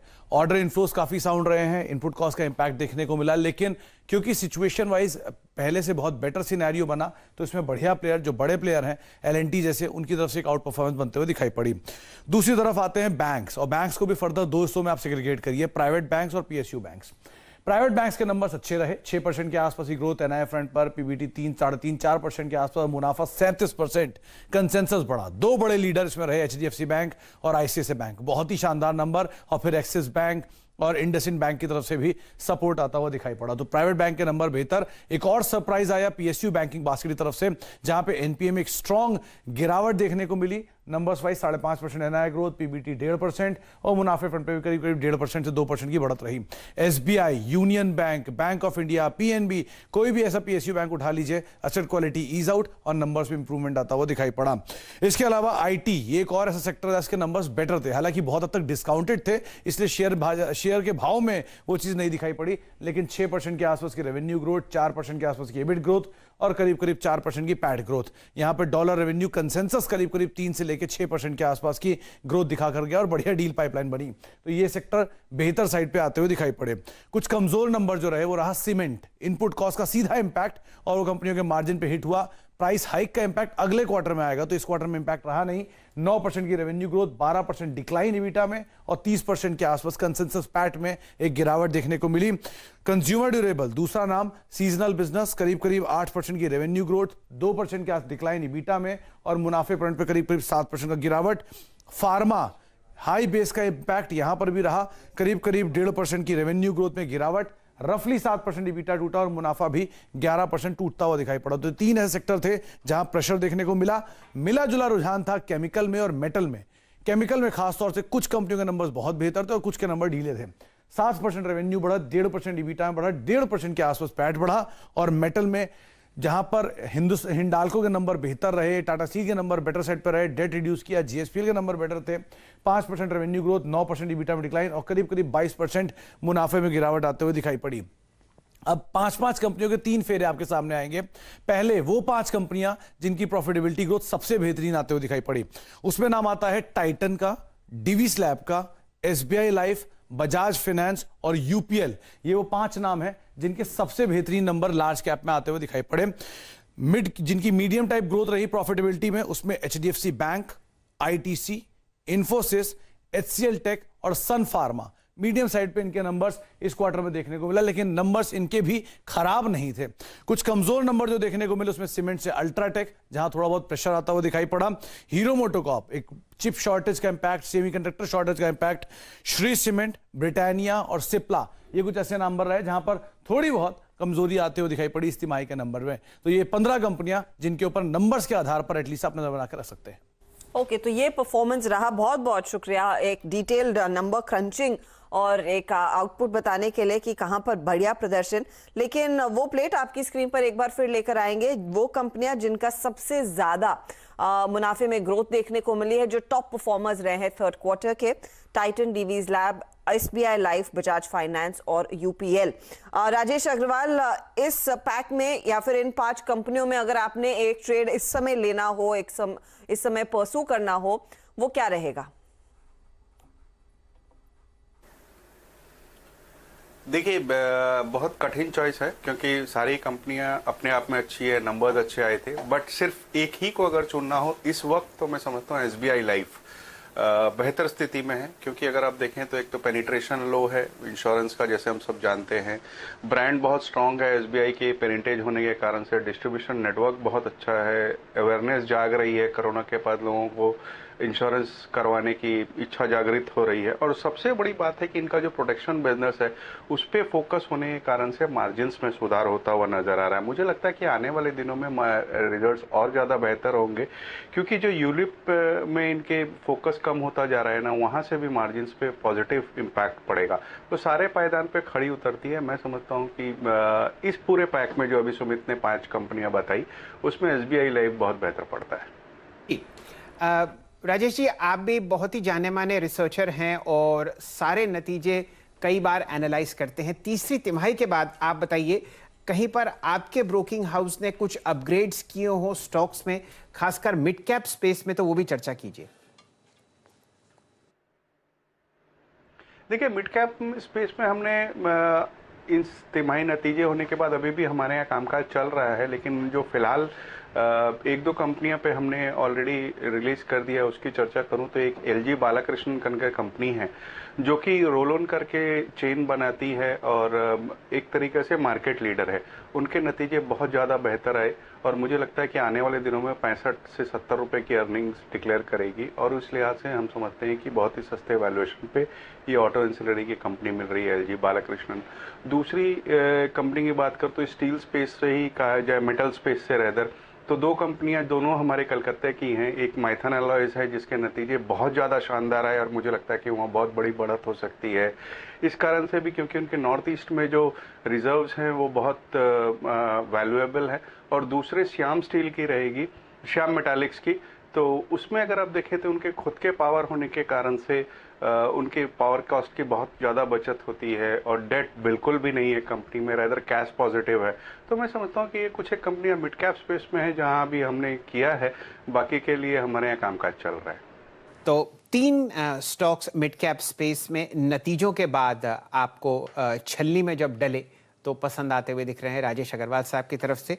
एंसिलरी स्पेस ऑटोज में एलजी बालाकृष्णन, और आप समझिए मेटल क्षेत्र में श्याम मेटेलिक्स और मैथन अलॉयज, इन तीनों पर भी आप ध्यान दे सकते हैं। चलिए, अब 2:54 हो चुके हैं। हर्षदा जी, चार्ट चेक क्या कीजिएगा? निफ्टी 36 अंक 37 अंक नीचे है, 17,270 के आसपास। निफ्टी बैंक बिल्कुल फ्लैट 37,538। बाजार छुट्टी से पहले छुट्टी मनाता हुआ, इसीलिए हम एक छोटा सा ब्रेक भी ले लेते हैं। चलिए, हम भी थोड़ा सा देखते हैं 30 सेकंड्स में क्या कुछ मार्केट में रिफ्रेश होता है दिमाग या नहीं। लेकिन लौटेंगे तो फिर बात करेंगे कि इस वीकेंड ट्रेड में फिर डीलिंग रूम्स में क्या कुछ चल रहा है। यतिन जुड़ेंगे हमारे साथ।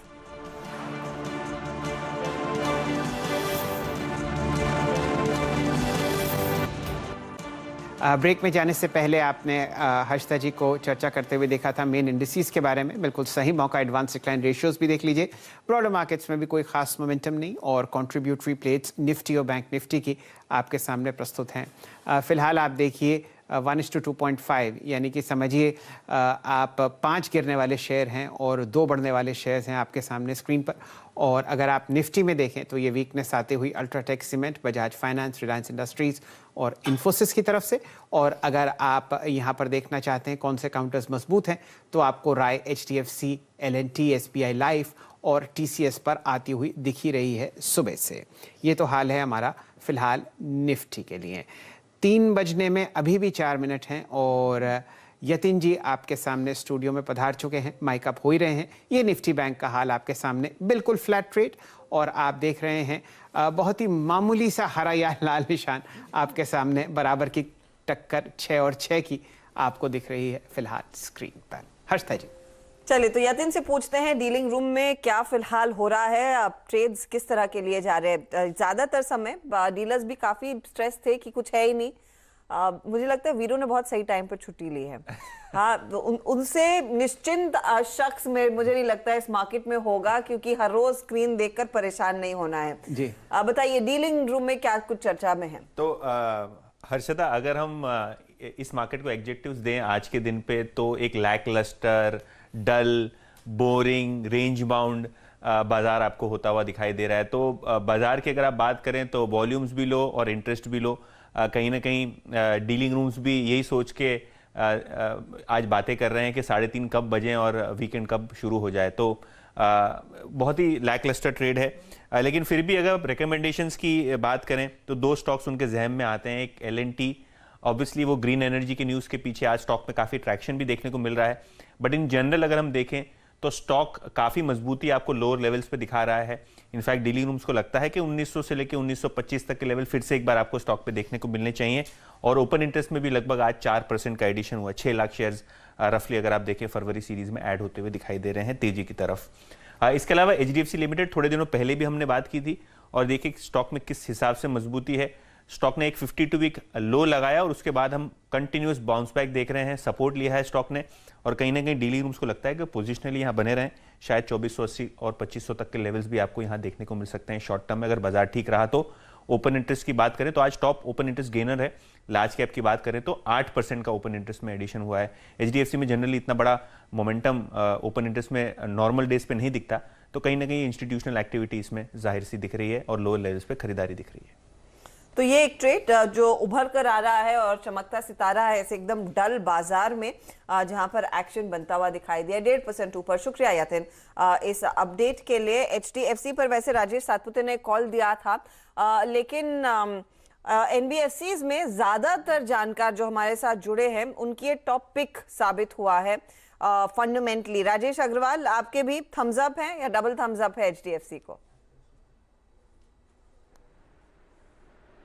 बिल्कुल डबल थम्स अप है। अगर आप देखें तो न केवल हाउसिंग फाइनेंस जिसकी डिमांड, जैसे कि 2-3 दिन पहले ही इनके चेयरमैन साहब बता रहे थे कि भले ही इंटरेस्ट रेट बढ़ जाए, हाउसिंग की डिमांड, हाउसिंग लोन की डिमांड बनी रहने वाली है। तो मैं समझता हूँ कि एक तो लोन का, इनका हाउसिंग का बिजनेस जो है हाउसिंग फाइनेंस का, वो बहुत शानदार तरीके से चल रहा है, मार्केट लीडर है। और उसके अलावा अगर आप देखें तो इनकी जो सब्सिडीज की होल्डिंग है उनके भी वैल्यूएशन अपनी जगह पर है। तो मैं समझता हूँ कि अगर किसी को लंबी अवधि के नज़रिया हो तो एचडीएफसी एक बहुत सेफ प्ले है।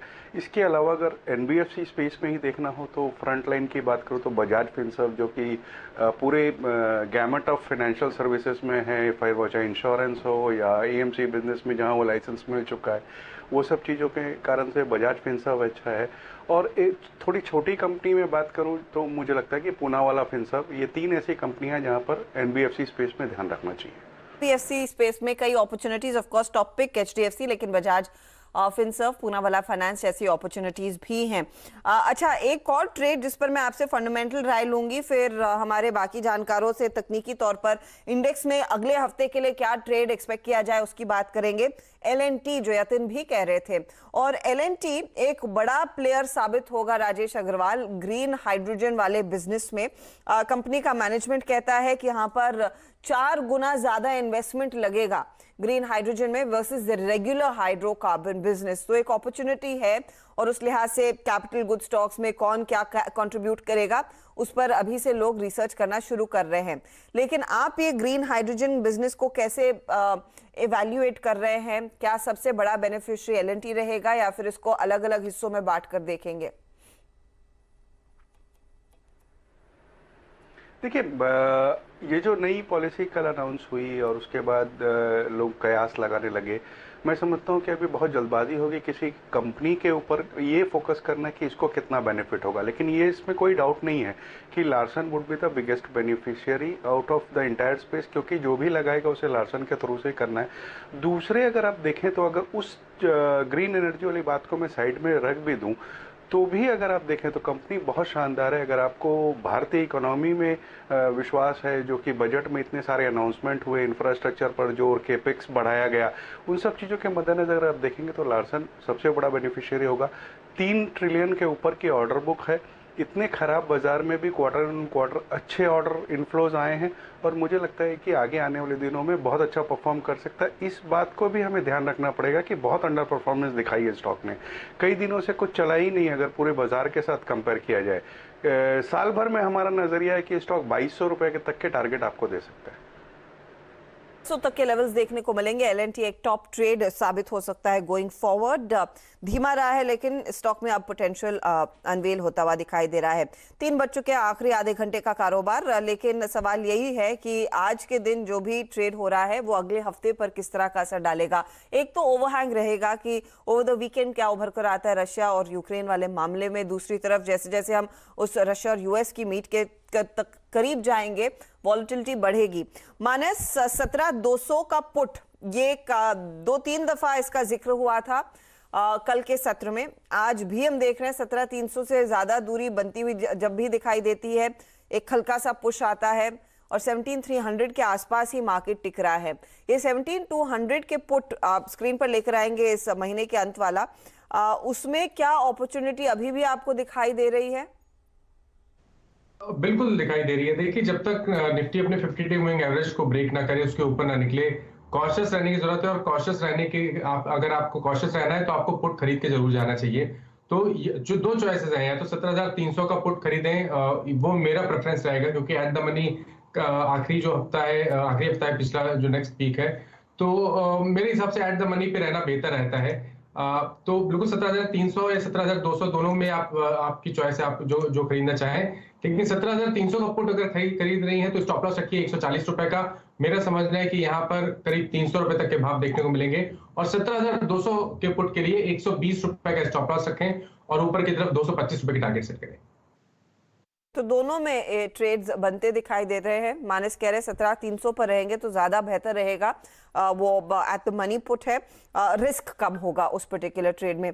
आशीष बहेती, आपकी स्ट्रैटेजी इस समय क्या कुछ बदल रही है? क्योंकि आपको लगा था कि डिप पर खरीदा जाए मार्केट को, अगले हफ्ते अगर यही रेंज होगी और इन्हीं लेवल्स के आसपास हम टिके रहते हैं, फंसे रहते हैं, तो व्यू कितना बदलेगा?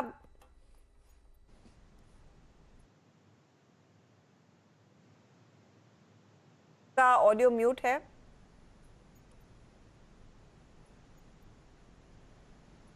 जिस हिसाब से मार्केट 17,200 को डिफेंड किया है आज के सत्र में भी एक पॉजिटिव साइन जरूर दिख रहा है मार्केट में ओवरऑल। और स्टॉक वाइज स्टॉक स्पेसिफिक अगर ट्रेड की मैं अगर बात करूं तो ज़्यादा बेटर रहेगा, क्योंकि अगर किसी को भी पोजीशन मतलब जो अच्छे स्टॉक्स है उनमें अगर तेजी दिख रही है तो उनमें बने रहने की सलाह है। अगर मैं एक्सिस बैंक BTST के तौर पे भी बोलना डिस्कस करना चाहूँगा, ये स्टॉक ने पूरे फॉल में भी अपने 20 डेमा को कभी भी नीचे क्लोजिंग नहीं दी और एक वहीं से बार बार बाउंस टच करके दिखा रहा है। तो हमें लगता है कि जैसे ही बैंक निफ्टी में 38,000 का जो क्रूशियल लेवल है अगर वो क्रॉस होता है तो इसमें एक बहुत बड़ी चाल देखने मिल सकती है दोनों HDFC बैंक और एक्सिस बैंक में। तो एक्सिस बैंक में खरीदारी की सलाह रहेगी एज ए BTST 780 का स्टॉप लॉस लगाकर 810 के टारगेट के लिए। ये मूव फिलहाल आप बैंकिंग स्पेस में ट्रैक करते हुए दिख रहे हैं। हमारे साथ राजेश सतपथी साहब भी जुड़े हुए हैं। राजेश जी, कुछ व्यू आप अब बनाना चाहते हैं TCS पर? यहाँ पर हम लोग 3794 का प्राइस देख रहे हैं और वापस हरे निशान में ये काउंटर आता हुआ। ध्यान दीजिए, बायबैक से पहले काफ़ी उम्मीदें हम लोग इस स्टॉक से लगाए हुए हैं और लगभग 18,000 करोड़ का बायबैक है हर्षदा जी यहाँ पर। फिलहाल आपके सामने ऑलमोस्ट 3800 को छूता हुआ TCS। चलिए देखिए, TCS का स्ट्रक्चर बहुत बढ़िया है, हालांकि हुआ ही है 3 दिन पहले यहाँ पे टेक्निकल ब्रेकआउट हुआ, 2 दिन का सबड्यूड हुआ, आज थोड़ा सा वीकनेस आया, लेकिन इसने अपने 50 DMA को रिस्पेक्ट किया और जो करीबन 3750 है। तो माय पॉइंट इज TCS के लिए जो क्लस्टर ऑफ सपोर्ट है वो है 3750 से लेकर 3780।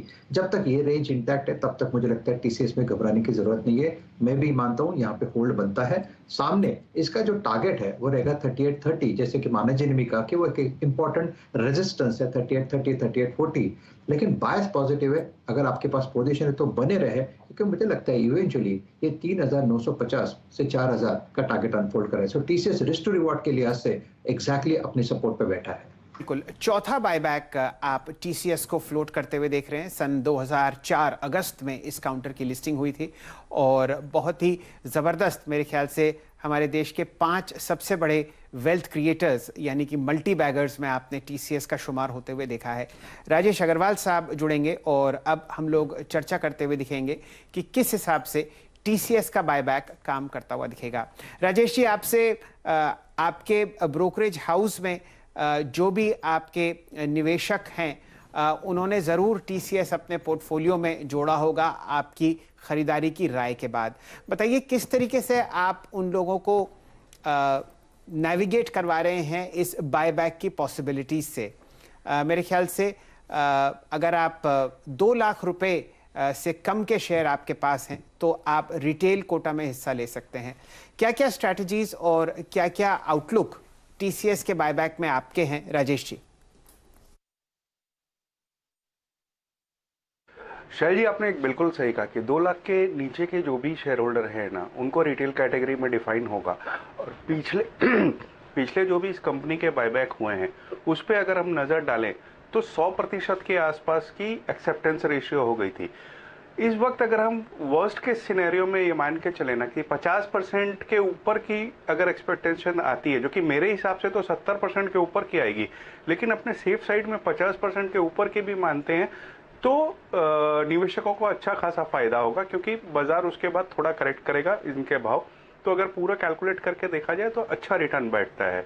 इस वक्त 23 तारीख की रिकॉर्ड डेट है और उस हिसाब से आपको सिर्फ सोमवार को मेरे हिसाब से ये खरीदारी की और आपके पास टाइम बचती है 21 तारीख को, क्योंकि 23 को फिर आपके डीपी में आएगा।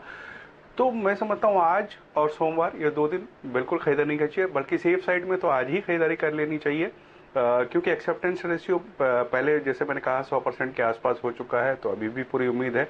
और जो शेयर आपके बच जाएंगे, मान लीजिए कि 100% नहीं जाते, कम जाते, तो जो शेयर आपके बच जाएंगे वो भी कंपनी बहुत उम्दा होने के कारण से आपको चिंता की कोई बात नहीं है। नंबर इस बार थोड़े दबाव में आए थे, बट एट्रिशन रेट भी थोड़ा हाई था, लेकिन आगे आने वाले दिनों में मुझे लगता है कि लॉन्ग टर्म के लिए स्टॉक तो ऑलवेज अच्छा है ही।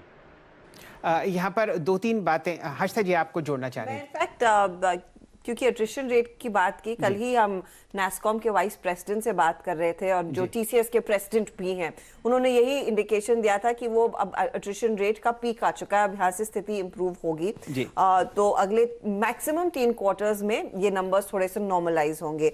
साथ ही इस समय ये तमाम कंपनियां जो नई टेक्नोलॉजी है उस पर बेट करी, तो हम जानते हैं कि डिजिटल में बिजनेस सभी का ग्रो हो रहा है, आजकल कंपनी उसी पर ज्यादा फोकस कर रही है, लेकिन ये इनफैक्ट अपने प्रोजेक्ट्स पर काम कर रहे हैं जो वेब3 और मेटावर्स से भी जुड़े हुए हैं। तो अहेड ऑफ द कर्व जो रहना होता है किसी भी कंपनी को ताकि कंपटीशन से हमेशा आगे रहे, टीसीएस उसमें आगे बढ़ रहा है, इन्फोसिस भी उस पर काम कर रहा है। और डर यही था कि ये जो छोटे छोटे प्लेयर्स आते हैं जिनका स्केल कम होता है, इतने बड़े जायंट्स नहीं होते, वो इजीली अडेप्ट करते हैं टेक्नोलॉजी को। अब ये कंपनियां भी उन्हीं दूसरे प्लेयर्स को अच्छा खासा कंपटीशन दे रही हैं। शायद इसी वजह से हर क्वार्टर में जो भी नेगेटिव्स हो उसको नजरअंदाज करके अभी भी जानकारों के लिए प्रेफर्ड पिक है। जी ध्यान दीजिए, टीसीएस में जो हम लोगों ने इससे पहले बायबैक्स ट्रैक किए हैं वहां पर जिन शेयर होल्डर्स ने शेयर टेंडर किए उन्होंने रिटर्न्स बनाए, अच्छे रिटर्न्स बनाए। इस बायबैक में अगर आप 3800 रुपए पर खरीदते हैं और 4500 रुपए पर एक्सेप्ट होता है तो आपका कुछ ही दिनों में रिटर्न 18% होगा। टैक्सेस आपको अपने आप ही कैलकुलेट करने पड़ेंगे। लेकिन उन शेयर होल्डर्स ने जिन्होंने शेयर टेंडर नहीं किए थे हर्षदा जी, उन्होंने और ज़्यादा रिटर्न्स कमाए। यही बात शायद राजेश अग्रवाल साहब एम्फसाइज करना चाहते हैं कि आप रखिए शेयर को अपने पोर्टफोलियो में और कुछ प्रतिशत जरूर इस बायबैक में सरेंडर कीजिए। राजेश जी, क्या राय आपकी?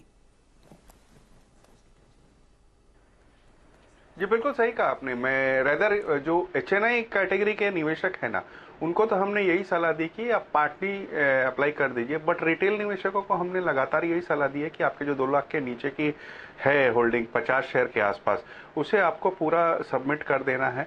और हमारी उम्मीद है कि जैसे पिछले बायबैक्स में जो प्रेसिडेंट बना हुआ है 100% एक्सेप्टेंस का, तो वहां तक नहीं भी होता है तो 70-80% तो हो ही जाएगा। और उसके बाद अगर आपके 20% माने 50 शेयर में 20% आपके 10 शेयर बचते भी है तो उसमें नुकसान होने के चांसेस बहुत कम है। तो प्रतिशत के दर पर अगर डीमैट में 50 शेयर हो तो कितने सरेंडर करने चाहिए राजेश जी? मेरे ख्याल से तो पूरे 50 ही करने चाहिए। रिटेल निवेशकों के लिए यही राय रहेगी कि पूरे के पूरे एक बार सबमिट कर दे। उसके बाद आपके जो फंड्स आएंगे तो वहां फिर आप चाहें तो बाजार से दोबारा भी ले सकते हैं अपनी लंबी अवधि के होल्डिंग के लिए। ये राय फिलहाल टीसीएस के बायबैक पर। ध्यान दीजिए, राजेश जी के अनुसार आज ही सबसे प्रैक्टिकल दिन होगा अगर आप बायबैक में हिस्सा लेना चाहते हैं बाजार से खरीदने का। और ये फरवरी 23 की बायबैक डेट यहाँ पर फिक्स की गई है, तो कुछ समय इस शेयर को आपके डीमैट में भी आने में लगेगा। हर्षदा जी। अब जी हाँ, यहाँ पर एक बड़ी अपॉर्चुनिटी और 2 लाख की वैल्यू के शेयर याद रखिएगा, अगर आप के पास है तो आप वो रिटेल कैटेगरी में इस समय पार्टिसिपेट कर सकते हैं। चलिए, मार्केट बंद होने से पहले कुछ स्टॉक स्क्रीन पर लेकर आते हैं। अमित सेठ से भी पूछ लेते हैं कि इस समय उनके पास कोई ट्रेड है या नहीं। अमित, वैसे मार्केट तो है ठंडा, लेकिन कोई इंडिविजुअल स्टॉक आपने ट्रैक किया हो जिसमें आज अपॉर्चुनिटी है, सोमवार के लिए कैरी कर सकते हैं? हर्षिता मैम, मैंने एक शॉर्ट ट्रेड स्पॉट किया है। स्टॉक का नाम है डाबर। डाबर में आप देख रहे हैं continuously lower highs lower bottoms बन रहे हैं। स्टॉक ने एग्जैक्टली जाके 20 और 50-200 डे एक्सपोनेंशियल मूविंग एवरेज पे जाके रेजिस्टेंस लिया और स्टॉक अपने सारे क्रूशियल मूविंग एवरेजेस के नीचे ट्रेड कर रहा है। करंटली डाबर का प्राइस है 548 का। शॉर्ट करने की सलाह है, टारगेट रहेगा 538 का और मेरा स्टॉप लॉस रहेगा 554 का। अब 3:13 हो चुके हैं। एक बार जरा दोनों इंडिसेस पर नजर डाल लेते हैं और फिर बाजार को फिलहाल इस शुक्रवार के दिन रैप अप हम लोग शुरू करते हुए दिखेंगे। हर्षदा जी, बिना कोई बदलाव के आपके सामने निफ्टी चल रहा है 25 अंक नीचे, 17,280। मैं यहाँ पर देख रहा था कि टॉप ट्रेडेड काउंटर कौन सा है, वो टीसीएस है और सिर्फ 1100 करोड़ का यहाँ पर ट्रांजैक्शन हुआ है। आप देखिए 1237 करोड़ का। अन्य जितने भी टॉप ट्रेडेड काउंटर्स हैं 1000 करोड़ भी यहाँ पर आपको वॉल्यूम आज नहीं होते हुए देखिए, बिल्कुल फ्लैट सपाट। निफ्टी बैंक आपके सामने 91 अंक 90 अंक ऊपर ट्रेड करता हुआ दिख रहा है, 37,620। ये एडवांस डिक्लाइन रेशियोज आपके सामने हैं और कई बार आप वही कंट्रीब्यूटरी प्लेट्स देख के शायद थोड़े बोर भी हो गए होंगे, तो उनको इस बार हम लोग नहीं दिखा रहे। नहीं, डायरेक्टर साहब का मन नहीं कर रहा तो उन्होंने दिखाया आपको स्क्रीन पर और ये आपके सामने डेटा आता हुआ दिख रहा है। चलिए अब डायरेक्टर साहब हमारे पूरे टेक्निकल पैनल को मंच पर जोड़िए और सबसे एक ही रिक्वेस्ट है, अगर आपके पास कोई बढ़िया ट्रेड हो तो ज़रूर शेयर कीजिए, वरना वीकेंड से पहले कोई आवश्यकता नहीं अगर कुछ अच्छा दिख नहीं रहा। सबसे के पास चलिए सबसे पहले राजेश सतपुते साहब से जुड़ते हैं। राजेश जी, आपकी तरफ से हम लोग HDFC, TCS और एक और बहुत बढ़िया ट्रेड पर ध्यान दे रहे हैं जो कि है ICICI प्रू। बताइए अब सोमवार के लिए क्या कदम उठाएं आज के लिए?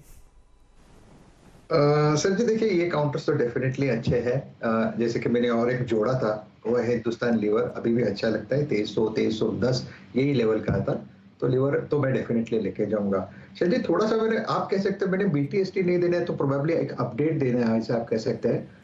टोरेंट फार्मा मैंने बहुत बार मैंने इस पे जिक्र किया था और हर टाइम वही होता था कि वो 2500 और 2580 के आसपास ट्रेड होता था, और आज पहली दफा टोरेंट फार्मा में यहाँ पे एक शॉर्ट कवरिंग मूव है। तो चूंकि मैंने दिया था, लोगों के पास अगर पोजीशन है तो मैं सिर्फ नया स्टॉप लॉस दूंगा, 2620 के स्टॉप लॉस के साथ बने रहे। इसका टारगेट है 2720। सो आप कह सकते हैं this is an alert, this is an update. Okay, तो टोरेंट फार्मा पहले भी हाईलाइट किया हुआ है काउंटर और इस समय हमने देखा इसमें थोड़ा सा मोमेंटम आता हुआ, यहाँ पर एक वो ट्रेड अभी भी लिया जा सकता है या फिर आप कैरी करके चलेंगे उस ट्रेड को। एक और ट्रेड जो इस हफ्ते दरअसल डिसेंट रिटर्न्स कमाने में कामयाब है वो HUL है। इस पर कोई राय? सातपुते जी, आप भी ट्रैक कर रहे थे स्टॉक। हर्षदा जी देखिए, HUL का पैटर्न बहुत बढ़िया है। यहाँ पे अगर आप पैटर्न देखें तो एक मल्टीपल बॉटम बनता है 2200-2250 में, और उसके बाद ये 2300 पे अटक रहा था और 2280 2300, तो यहाँ कहीं ना कहीं ये ब्रेकआउट देने के बाद कंसोलिडेट किया और आज पहली बार यहाँ पे मोमेंटम है। तो इसीलिए मैंने कहा ये 2300-2310 का जो सपोर्ट है इसके ऊपर ये बाय बनता है। छोटा स्टॉप लॉस रखे आप 2290 के आसपास, और BTST करे, इसका जो पहला टारगेट रहेगा वो रहेगा 2360 से लेके 2380। क्योंकि ज़्यादातर टेक्निकल पैनल ने कहा है कि भाई कोई मूड नहीं है ट्रेड देने का, तो वीकेंड का प्लान ही पूछ लेते हैं। इनफैक्ट मैं यही पूछने वाली थी राजेश अग्रवाल से कि कौन सी फिल्म देखी जाए इस वीकेंड। राजेश जी, प्लान कुछ बना है क्या? अब प्लान तो देखिए है, बट आजकल क्या है कि हॉल में उतनी रिलीज होती नहीं है, तो OTT पे ही देखना पड़ेगा। आपने वो बधाई दो देख ली क्या? जी बिल्कुल, वो तो पिछले हफ्ते की कहानी खत्म हो गई, बट इस वीक के लिए मैं वो ये थर्सडे जो यामी गौतम की नई आई हुई है उस पे मैंने वही देखने की कोशिश कर रहा हूँ। इनफैक्ट एक और फिल्म है अनचार्टर्ड, अगर आप अंग्रेजी फिल्में देखते हैं, और अनचार्टर्ड में टॉम हॉलैंड है, शायद ये वही एक्टर है जो स्पाइडरमैन है, द न्यू स्पाइडरमैन। और अनचार्टर्ड मुझे याद है क्योंकि अनचार्टर्ड की जब हम कॉलेज और स्कूल में थे एक गेम आती थी प्ले स्टेशन पर, और उसके अंदर यही था कि आपको बस ट्रेजर हंट है जी, तो ये कैरेक्टर अलग अलग जगह पर जाकर ट्रेजर ढूंढते रहता है और आगे बढ़ते जाता है। अब उसकी फिल्म बनी है तो मुझे अगर मौका मिले मुझे लगता है वो देख लेनी चाहिए। मैंने बॉम्बे में सुना है, मुंबई में मैंने सुना है काफी बहुत लोग ये खेल खेलते हैं, बावजूद अभी भी खेला जाता है, पता नहीं। जी जी, बावजूद इसके कि कितना जबरदस्त ट्रैफिक आप मुंबई की सड़कों पर देखते हैं। ऑफ कोर्स आजकल वही चल रहा है। अमित, अनचार्टर्ड कुछ क्लिक किया? मैं हर्षदा मैम बस यही ऐड करना चाहता हूँ कि इसके मैंने सारे सीरीज खेले हुए हैं अपने टाइम में। अनचार्टेड के जितने भी PS3 PS4 में, अब तो खैर बच्चे खेलते हैं, लेकिन पुराने टाइम में मैं काफी ये गेम्स खेला हूँ। Actually one of the best games थी। वैसे वीडियो गेम्स का मुझे कोई शौक नहीं था, लेकिन हाँ ये गेम अगर कोई खेलता था या फिर मुझे मौका मिलता था तो मैं बैठ जाती थी और वहां पर बच सकती थी। अब देखते मूवी में क्या निकल कर आता है। ऐसी कई मूवीज बनी, टूम रेडर भी एक गेम ही थी, फिर फाइनली एंजेलिना जोली की मूवी बनी। चल, आपको बहुत फिल्में देखनी है जो गेमिंग से। मैंने टूम रेडर कई बार देखी है और जहाँ तक कि टॉम हॉलैंड का सवाल है, हमारे घर पर जो लोग जुड़े रहते हैं वो बहुत ज़बरदस्त फ़ैन हैं इस पर्टिकुलर एक्टर के, और जितनी भी मार्वल और आप समझिए डिज्नी की सीरीज़ हैं बिल्कुल उल्टी रटी हुई हैं। देखिए बचपन वापस आ रहा है लोगों के चेहरे पर, आप देखिए खुशी और रौनक। कविता जी से पूछते हैं, कविता जी वीकेंड प्लान क्या है? आपने कोई स्टॉक पिक तो शेयर किया नहीं, लेकिन ये ज़रूर बताइए कि क्या कीजिएगा। शैल जी, बचपन की आप बात कर रहे हैं, और वाइल आपने कम्युनिकेशन स्टार्ट किया तो मेरे बच्चे की एग्जामिनेशन है 13 से, और गवर्नमेंट ने बोल दिया है कि ऑफलाइन एग्जामिनेशन होने वाली है, तो मेरा पूरा फोकस होने वाला है उसके ऊपर। एंड आई एम श्योर कि वो ये देख नहीं रहा हो, वो मुझे बोलेगा कि मम्मा आप स्क्रीन पे भी नहीं छोड़ रहे हो मुझे। अच्छा बताइए कौन से सब्जेक्ट की आप पढ़ाई करेंगे? बच्चे तो पढ़ेंगे नहीं, ये बात तो पक्की है। मुझे मैथमेटिक्स पढ़ाना है, उसे अलजेब्रा, तो पहले मैं पढ़ लूंगी फिर उसे पढ़ा लूंगी। आज इनफैक्ट इसी की चर्चा हो रही थी, सुबह में मयूरेश केमिस्ट्री की रिवीजन करा रहे थे या खुद कर रहे थे राधा, और अब मैथ्स की बारी है। राजेश सातपुते, कोई प्लान है आपका? सुबह सुबह हम लोग घूमने चलने वाले हैं, घूमने का प्लान है। पुणे के नजदीक सिंहगढ़ करके है, it's a fort, old fort, Shivaji fort. Track करके जाएंगे? हाँ, ट्रैक करके जाएंगे पूरा फैमिली। प्लान तो बनाया है, देखते हैं, क्योंकि ऐसे मार्केट में थोड़ा सा you need to cool off. हाँ, कूल ऑफ की तो डेफिनेटली जरूरत है। और हमारे स्क्रीन के यंगेस्ट मेंबर आशीष बहिती साहब, क्या कीजिएगा वीकेंड पर पढ़ाई के अलावा? जी सर, एक्चुअली मैं रोटरी क्लब का मेंबर हूँ, तो हमारे क्लब का एक रेसिडेंशियल प्रोग्राम है, तो वही पूरा प्रोग्राम बना हुआ है कि उसमें डिस्ट्रिक्ट का इवेंट है, तो उसमें होस्ट क्लब है हम लोग। चलिए, तो आप समझिए कि कितनी बढ़िया बात है, आपको पता चली कि कौन कौन क्लोजेट प्लेस्टेशन प्लेयर्स हैं यहाँ पर। और हमेशा की तरह राजेश अग्रवाल साहब कलकत्ता में हमारे साथ जुड़ते हैं और बहुत ही ज़बरदस्त नज़र रखते हैं मुंबई के बॉलीवुड की। हमेशा कोई भी आप पिक्चर बात कर लीजिए वो देख चुके होते हैं OTT प्लेटफॉर्म्स पर। हर्षदा जी, 3:21 और वही हाल निफ्टी और निफ्टी बैंक। ये निफ्टी की पिक्चर का प्लॉट बदल नहीं रहा है। जो सोमवार को लिखा गया था और उससे जो रिकवरी हुई उसके आगे हम ज्यादा कुछ बढ़े नहीं। 17,600 आ जाए तो क्या दिन होगा। 17,300 के आसपास ही हम इस समय फंसे हुए हैं। 36 अंकों की गिरावट इस समय, लेकिन मिड कैप्स की हालत काफी खराब हो गई है शैल। मुझे लग रहा है यहाँ पर थोड़ा सा कॉन्फिडेंस फिर से शेकआउट होता हुआ, क्योंकि लोग यही कर रहे थे, इंडेक्स का ट्रेड छोड़कर छोटे मझोले काउंटर्स में अपॉर्चुनिटी ढूंढ रहे थे, और उसी पर बात हो रही थी कि मिड और स्मॉल कैप्स में आपको कई ऐसे बतेरे स्टॉक्स मिल जाएंगे जहां पर शायद वैल्यू है, लेकिन वो हुआ नहीं है। आज 290 पॉइंट नीचे ये इंडेक्स। ये डॉलर का भी अपडेट एक बार देख लेना चाहिए। रुपए में निचले स्तर से करीब 45 पैसे की रिकवरी आती हुई दिखाई दे रही है, तो 74.61 के आसपास का ये ट्रेड देखने को मिला। आज सुबह में 75 पर खुला था, और जैसे जैसे दिन चढ़ा है तो डॉलर कमजोर हुआ है और रुपी मजबूत हुआ है, ये आप ध्यान में रखिएगा। 74.61 के लेवल्स पर थोड़ी अच्छी खासी रिकवरी आधे पैसे की। जी, ऐसा करते हैं क्योंकि अब कम ही समय बचा है। आपके सामने वीकली परफॉर्मेंस हर्षदा जी प्रस्तुत कर देते हैं। डायरेक्टर साहब, टॉप परफॉर्मर्स ना सिर्फ निफ्टी में लेकिन इस हफ्ते के FNO में भी आपके सामने स्क्रीन पर लेके आएंगे, और आप देखेंगे कि काफ़ी सारे काउंटर्स पर आपने बढ़िया लॉन्ग कॉल्स और शॉर्ट कॉल्स आती हुई दिखी हैं। इस हफ्ते आप देखिए यहाँ पर जो मूव निफ्टी में आता हुआ दिखा है उसमें आयशर, TCS, हीरो मोटर्स और हिंदुस्तान यूनिलीवर में आपने लगभग समझिए 3.9% रिटर्न आते हुए देखे हैं फिलहाल। और यहाँ पर अगर आप देखें टाटा कंज्यूमर 2.3%, TCS 2%, लीवर 2% और रिलायंस 2% ऊपर बढ़ता हुआ दिखा है।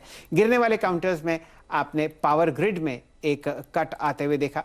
यहाँ पर आपने 195.65 का प्राइस देखा। JSW स्टील आपको कटता हुआ दिखा 6%, अल्ट्राटेक सीमेंट में 0.6% का कट, ICICI बैंक और सिप्ला में 5.5% का लाल निशान, और टाटा स्टील आपको 5% नीचे ट्रेड करता हुआ दिखेगा। ये तो हाल दिखा आपको फ्रंट लाइन निफ्टी में। और मिड कैप्स में खासी बढ़त अदानी पावर, वोल्टास, शैफलर और यूफ्लेक्स में प्रतिशत का दर और एक्चुअल चेंज आपके सामने आता हुआ। डबल डिजिट गेन्स यूफ्लेक्स और शैफलर में। गिरावट कहाँ देखी आपने? इंडिया बुल्स रियल एस्टेट, जेके लक्ष्मी सीमेंट, IRB इंफ्रा और NLC इंडिया में आपने डबल डिजिट लॉसेस आते हुए देखे हैं, 31.55 और 12 रुपये 35 पैसे अगर आप देखें, और प्रतिशत का दर 11 से 16% की गिरावट यहाँ पर स्क्रीन पर आती हुई। हर्षिता जी। लेकिन कुछ स्टॉक्स जिन्होंने अपनी चाल को थोड़ा बहुत बकअप करने की कोशिश की, उसमें अगर आप ध्यान दें तो हफ्ते का जो सबसे बड़ा ट्रेड साबित हुआ, अब शेल ऑफ कोर्स TCS ही साबित हुआ है, उसके अलावा कुछ है नहीं। कंजम्पशन थीम में जैसे बता भी रहे थे कुछ ही देर पहले सुमित की मार्जिन्स का प्रेशर था, रूरल मार्केट में जो डिमांड फीकी हुई उसका दबाव था, उससे उबर कर टाटा कंज्यूमर और HUL में लोगों ने खरीदारी की है। और ऑफ कोर्स सोने की चमक जैसे जैसे बढ़ रही है, टाइटन में भी इस हफ्ते थोड़े बहुत डिसेंट रिटर्न्स बनते हुए दिखाई दिए। वायदे बाजार के लिहाज से भी अगर आप देखें आज का ट्रेंड वैसे चुनिंदा काउंटर्स के ही नाम था, कोल इंडिया हो, इंडिया सीमेंट हो, टोरेंट फार्मा जैसे स्टॉक्स हो, वोल्टास जैसे स्टॉक्स हो, वरना और कुछ है नहीं लिखने लायक जो अगले हफ्ते के लिए लोगों के जहन में रहना चाहिए या फिर रेजोनेट करना चाहिए। 2-3 जगह चार्ट्स में काफ़ी डिस्ट्रक्शन आया है। डायरेक्टर साहब ज़रा लंबी अवधि का परफॉर्मेंस मन्नापुरम फाइनेंस का दिखा दीजिए। इस हफ्ते का टॉप लूजर FNO में ये काउंटर रहा 20% नीचे, और यहाँ पर आप देख रहे हैं कि प्राइस एक्शन अभी 121 रुपए के आसपास रुका हुआ है। मेट्रोपोलिस हेल्थ केयर में आपने लगभग समझिए 14% का कट आते हुए देखा।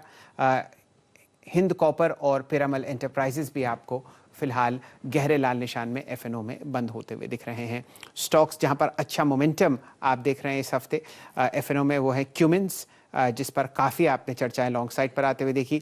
वोल्टास, जहां पर आपको अक्सर एक लॉन्ग कॉल आता हुआ दिखा, आज अमित सेठ साहब की पसंद थी, और बढ़िया मूव हम लोग आयशा मोटर्स में ट्रैक कर रहे हैं। तो ये तो फिलहाल 3:25 पर बाजार का हाल है। निफ्टी और बैंक निफ्टी हर्षिता जी अभी भी कुछ नहीं कर रहे हैं। डाउ फ्यूचर्स और अमरीकी बाजारों में अगर आप नज़र डालना चाहते हैं तो लगभग 140 अंक ऊपर आपको डाउ फ्यूचर्स ट्रेड करते हुए दिखेंगे, और ठीक ठाक हरा निशान नैस्डैक में है। ध्यान दीजिए 3% का कट हम लोगों ने कल शाम को इन इंडिसेस में देखा है। तो क्या हो सकता है कि एक डेड कैट बाउंस हो? ये सारे तीनों इंडिसेस हर्षिता जी 200 DMA के नीचे ट्रेड करते हुए तो प्रेशर बना हुआ है ये हफ्ता। इनफैक्ट ग्लोबल मार्केट्स के लिए सुस्त रहा या फिर दबाव वाला रहा और बहुत सारी कंफ्यूजन वाला रहा, क्योंकि क्लियर कट कोई इंडिकेशन नहीं मिल रहा है यूक्रेन और रशिया की स्थिति बेहतर होगी या फिर और बिगड़ेगी। फिलहाल वर्स्ट इस समय बाजार फैक्टर इन करने की कोशिश में, और आखिरी 3.5 मिनट बचे हैं। 17,300 के ऊपर ही मेरे ख्याल में आज का समा बनता हुआ दिखाई देगा फाइनल क्लोज के लिहाज से, और निफ्टी बैंक आप देखिएगा 37,620 के आसपास जाकर टिक रहा है। वैसे 38,000 के लेवल के ऊपर कॉन्फिडेंस आने की बात हुई है जानकारों की ओर से निफ्टी बैंक में, और वहां से तो हम करीब 400 पॉइंट दूर ही हैं।